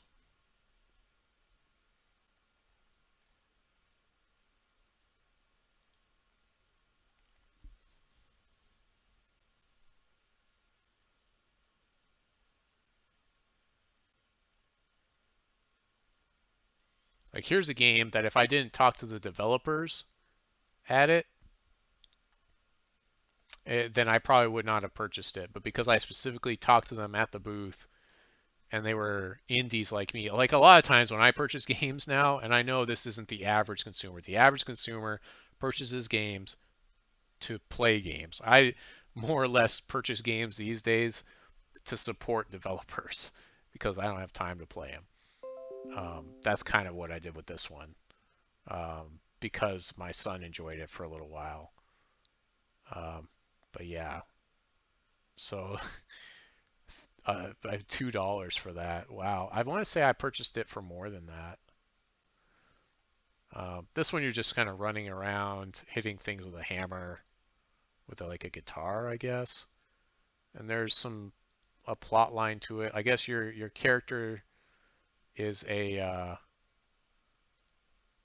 guess he's a guy that gets turned into a robot bunny. It was pretty weird.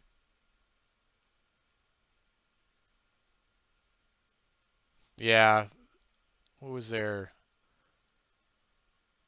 Let's see, 200 reviews. I remember them talking to them at the convention, and they said that they were worried about, or they didn't like their reviews that they were getting or something because it wasn't above 90% or something. And so,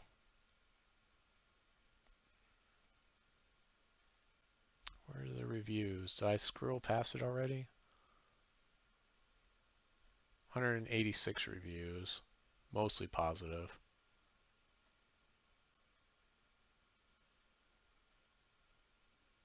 Yeah, so here's somebody that's complaining about their graphics. And this is a team of like 4 or 5 people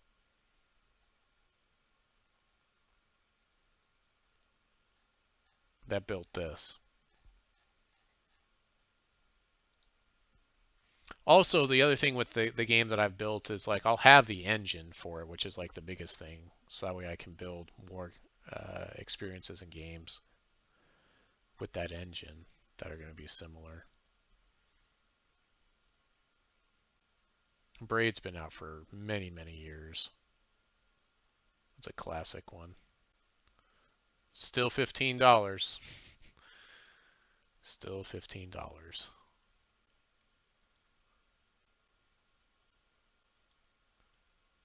And Braid is an amazing game, and it definitely deserves to be there for $15. So,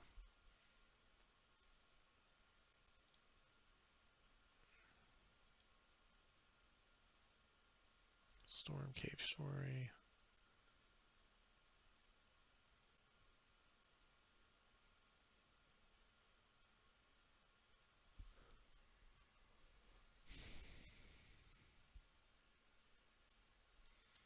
Darkest Dungeon is probably the closest thing that does stuff to what my game is eventually going to do.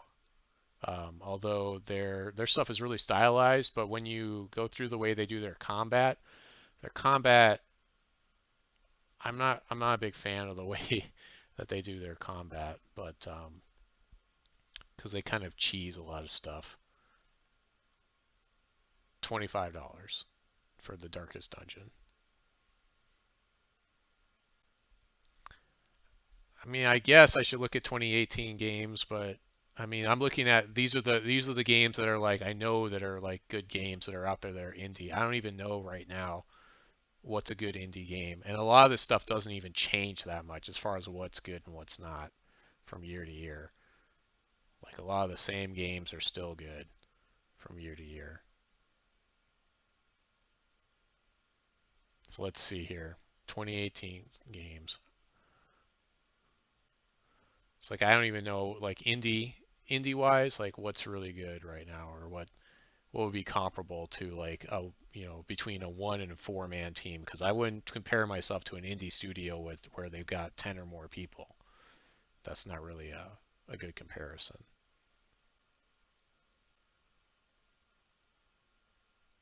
Like I'm not even seeing indie developed games on here right now. Of course, this is like tailored to me. I don't know if I can search the keyword. They used to have keywords you could search where you could like look.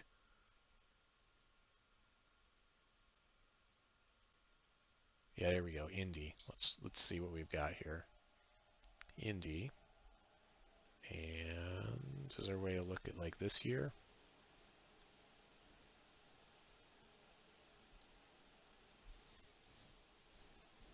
It's a game that honestly like I've seen other games that are indie games that do the same thing as that. They can use the same engine and it's just polished really well to me.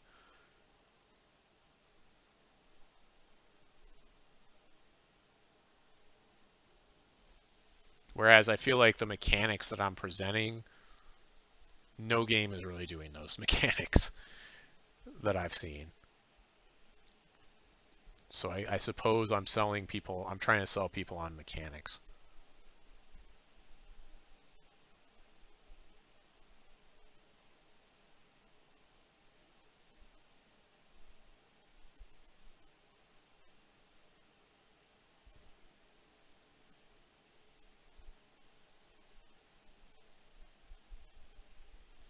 Right, it is a lot about polish, and there's different things we've talked about also. Like we can do some screen shake and some other stuff as well. Like when those crits are coming up to really kind of hit it home with that.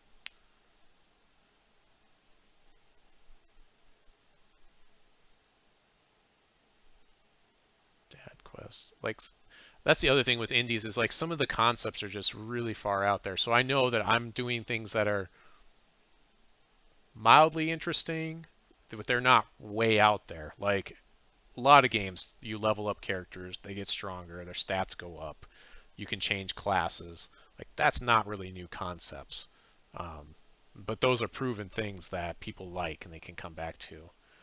Like this is probably a higher end studio that's overcooked. I've seen that quite a bit.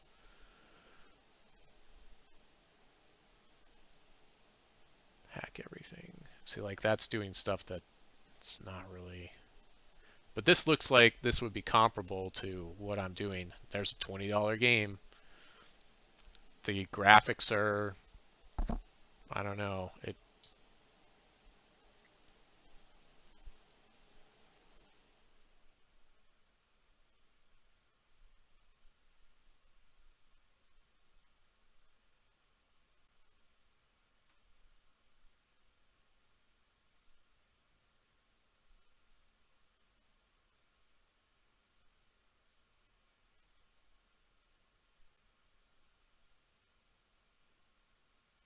Yeah, like I have a hard time even figuring out what this is just by looking at this thing. When they're saying hacking, like what does that mean?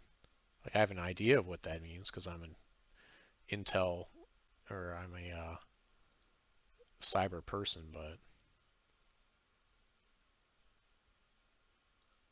okay, this probably has some decent graphics. This is probably a fighting game of some sort. Yeah, I think I've seen this. So the graphics in here are comparable to what's it called? Not Smite, but it's similar to Smite. So yeah, they're definitely selling you on graphics and then lots of really fun uh, fighting, that sort of thing. What's that? What's that game where it has a bunch of different things?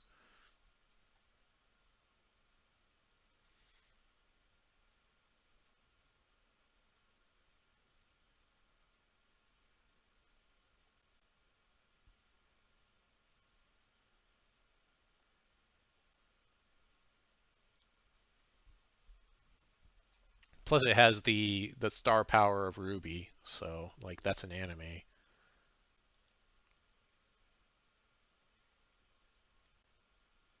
Kerbal Space Program is $40. $40. And I do not like this at all.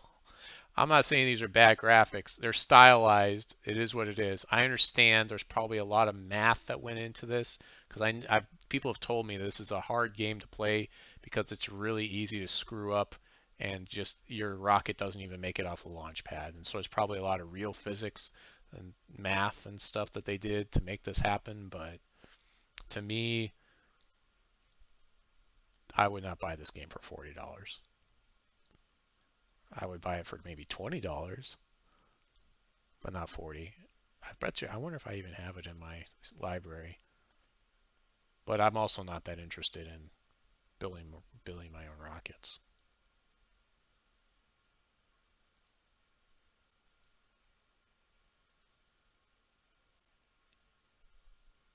Death to Road Canada.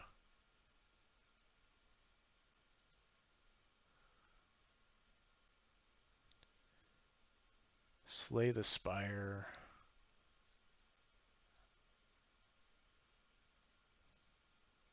I'm also not seeing a lot of so things that indies do well are action oriented games and that seems to be a lot of the focus.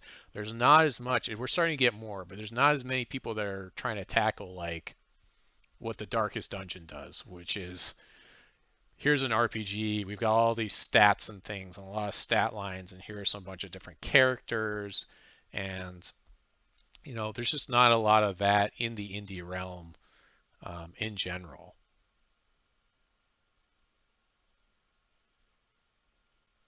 Like, I'm not seeing a lot of. I mean, the closest thing we have is a lot of RPG Maker type of games, which basically just use the RPG Maker engine, which aren't about combat with like small little armies of dudes. So that's just another thing where it's like sets me apart from other people with the game.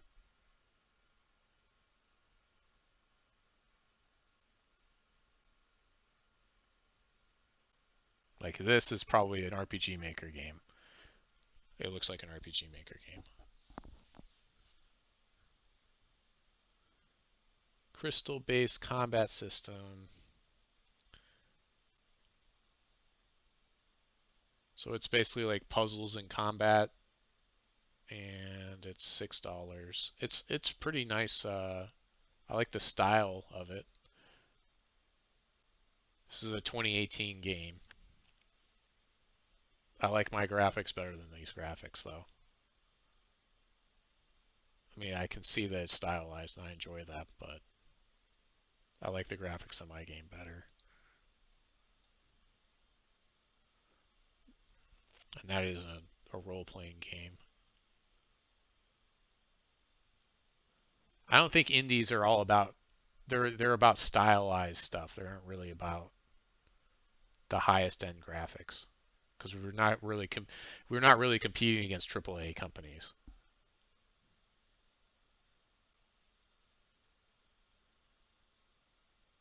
Like I don't play Super Meat Boy because I love the graphics in it. Like they're interesting, they're stylized, but if someone asks me like, "Oh, do I love absolutely love the graphics in Super Meat Boy?" Not really.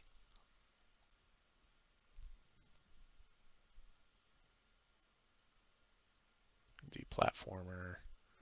Platformer is also a go-to for indies as well. Okay, strategy. What's this? I gotta start looking at the tags.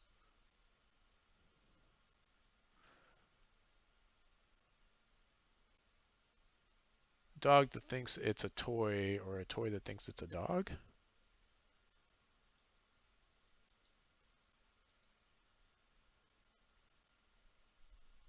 So I appreciate the art styles of what's going on here.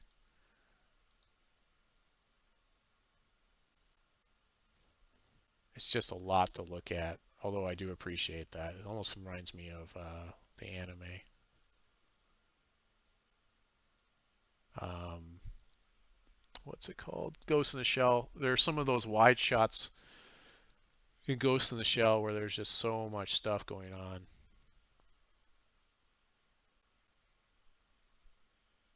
Casual adventure hidden object. That sounds bad. Strategy adventure, multicellular. So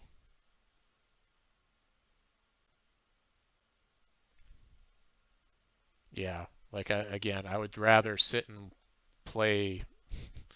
I get that this has its own styles and stuff, but yeah, I'm trying to. Maybe I should be looking for fantasy. We should specifically look for fantasy type games.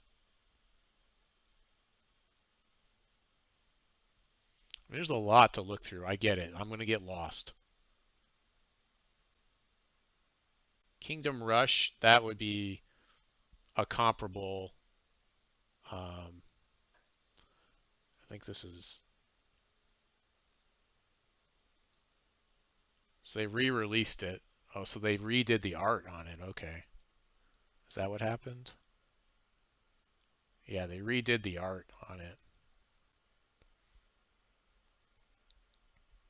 This is basically a tower defense game, though. It's mostly selling itself on art. $15.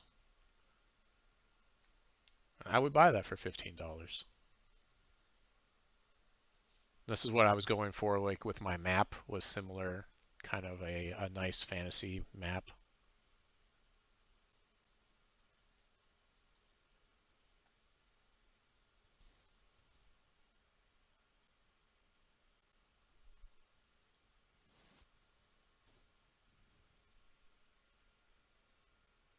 Dungeons and Vampires. This sounds like something. This is an action RPG, though. but should give me a similar stylings. So artistic styling.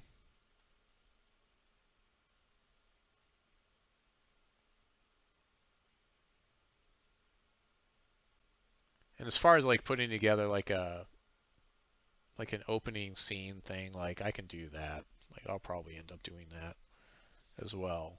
But that's like very minimal to the game. Like all this stuff is wonderful and nice, and it's nice to look at, get people excited, you know. But like this is the game, and I'd have to say that I feel like my game's ahead of this as far as this style of whatever this is. Although this is a $3 game, I guess, so that's not really comparable. This is like a, yeah, I don't even know what's going on there.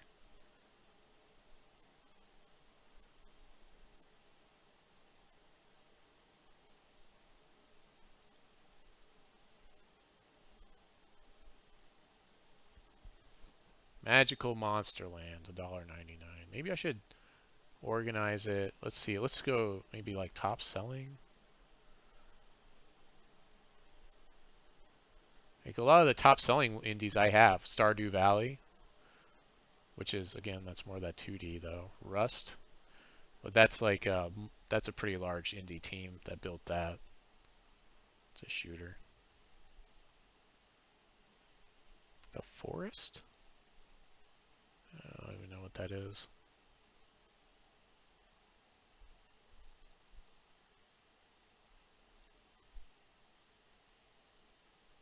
For the King Gold Rust, RPG, turn-based combat, adventures, online co-op. Well, this has online. This would be comparable.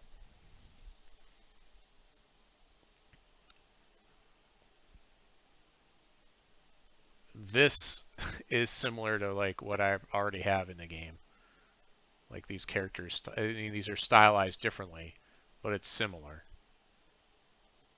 Like I have models that are basically like that big bear. It uses hexes.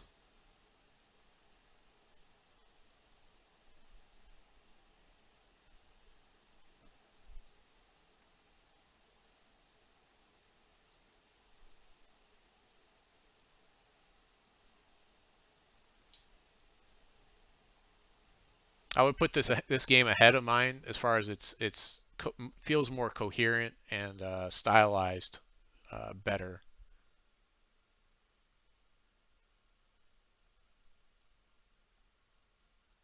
But it's doing some different things. But they sell that for $20 as well. And they have it marked down to $13. Hentai Tentacle Bicycle Race.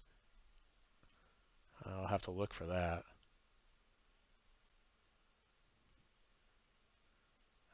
Indies also can get away with like doing things with sexual content and or other things like that. Like you could make a game about like if you really hated the president of the United States, like just killing the president of the United States or whatever, you know, like an indie can do that because it's not like a whole company's thing at stake. It's just his reputation.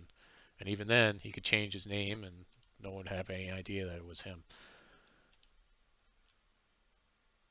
Bicycle race.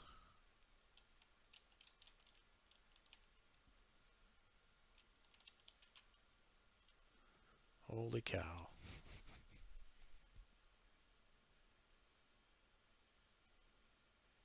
This looks horrible. This is a mess. It's like it's trying to be Star Fox or something, kind of.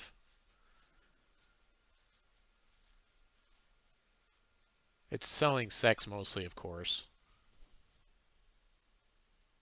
It looks like it would be mildly enjoyable, I guess, but that's I don't like the art of it. It's stylized, like everything. Indie stuff is going to be stylized. It's like the art in my game is basically stylized. I have to make sure it all kind of works together, but I don't know if I would say this is more a real game than like other games. Like there are levels to it, there's points in this score, you can lose, you can win. Your winning and losing is based upon your skill, but it's just goofy kind of stuff going on. 40 reviews.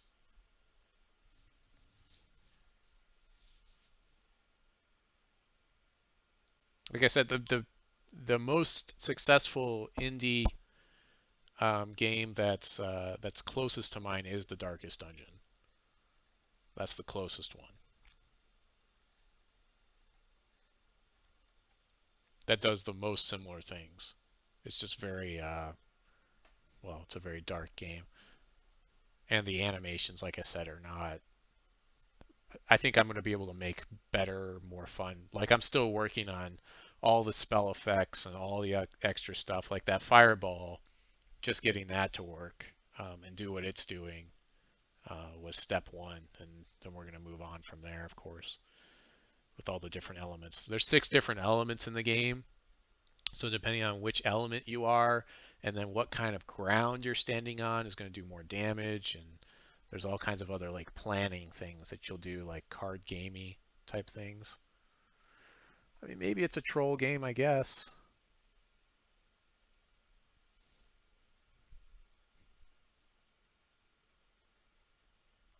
Like a lot of the really good games like I owned, like Starbound, Space Engineers. Yeah, so here's a game that I wonder how well this does. So this is trying to capitalize on the Minecraft crowd where you're able to build stuff, but you can also build like starships, and they supposedly mostly work. And it's still in early access, and they're selling it for $24. Um, this has been in early access for years. And yeah, and you can co-op it. It's basically a Minecraft sandbox in space, is really what it is.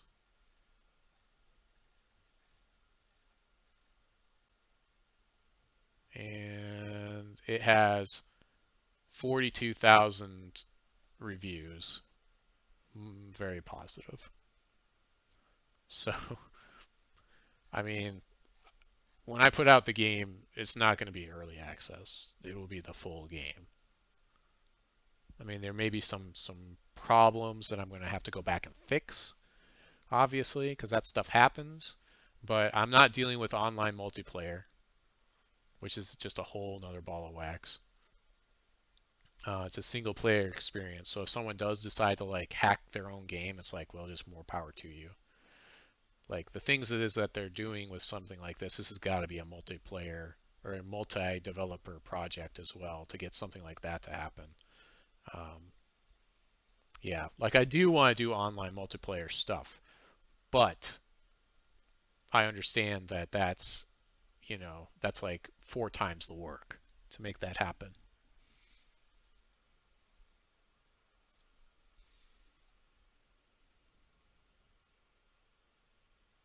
This is on my wish list, A Hat in Time.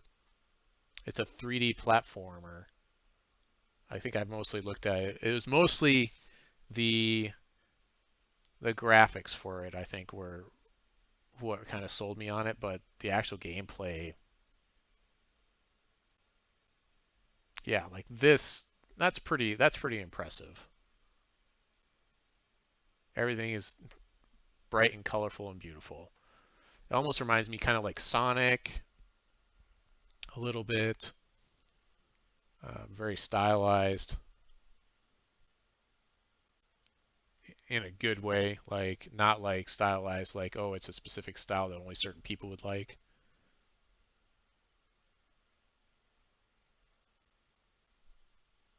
Like, and they're selling that for $30.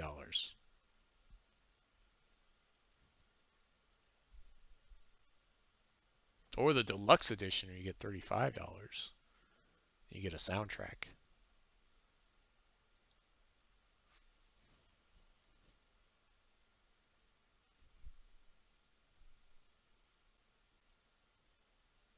Anyways, I don't really see the $20 price point being a problem because there's just a wide range. Like I've listened to talks on this, GDC talks on it. Believe me, I've done my research. It's not that bad of a price point.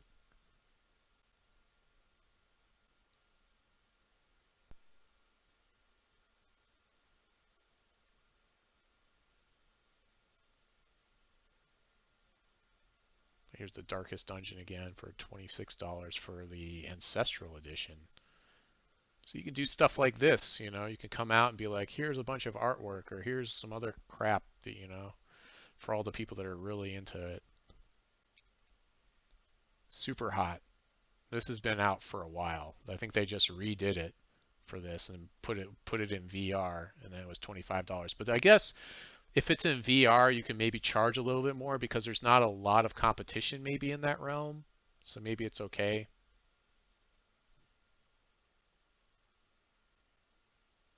All right, Super Hot's the one where it's like bullet time, right? And you can do things, slow down the time.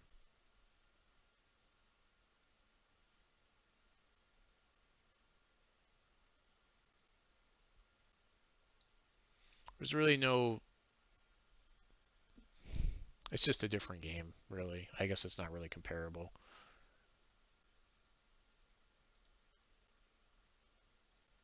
$20, and they're selling you on their pixel artwork and stuff as far as that. I think it's reasonable. I would buy this for the $20.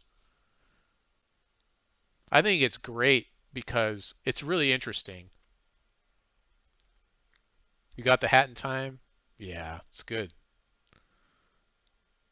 Uh, um, I think it's great because like we had an era where pixel art got really good. Super Nintendo, Sega Genesis, that time frame, pixel art was amazing, right? And we had Secret of Mana, Chrono Trigger.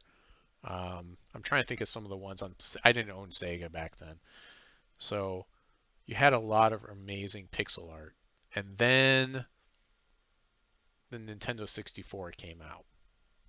And when that happened, it kind of reset the artwork clock on everything because they were like, oh, we have to do things in 3D. And, you know, Mario 64 was an achievement in of itself, but the artwork on it was not the greatest, right? It just compare it to the 16-bit artwork with those pixel art, and it was just way, way behind as far as like looking nice and being pleasing to look at. They had to do what they could do, and they, you know, there weren't that many 3D artists, I'm sure. It was just a whole, you know, the tools weren't what they were, and all kinds of stuff. I'm sure there's a lot of problems, and things got better as we go, and now we have really good 3D art in the game. But this indie revolution has happened in the last 10 years, and that pixel art has finally really come back to us. You know, like there was really only what is it called? The three quarters battle games were really where the pixel art was, and beyond that, there really wasn't a lot of other things you could look to. Like Disgaea had good pixel art, and the company that made a lot of those games, they were really good at pixel art. But the indie revolution, I think, has really brought back that art style, and we're starting to see it. This is another one I think that is really good. I don't know, it's not really comparable to my game, but the artwork is amazing. So I think the biggest thing is the mechanics of this game of Into the Woods. I guess it's like it's really smart about the choices that you make. Yeah, system requirements, potential audience, 3D art expenses. Yeah,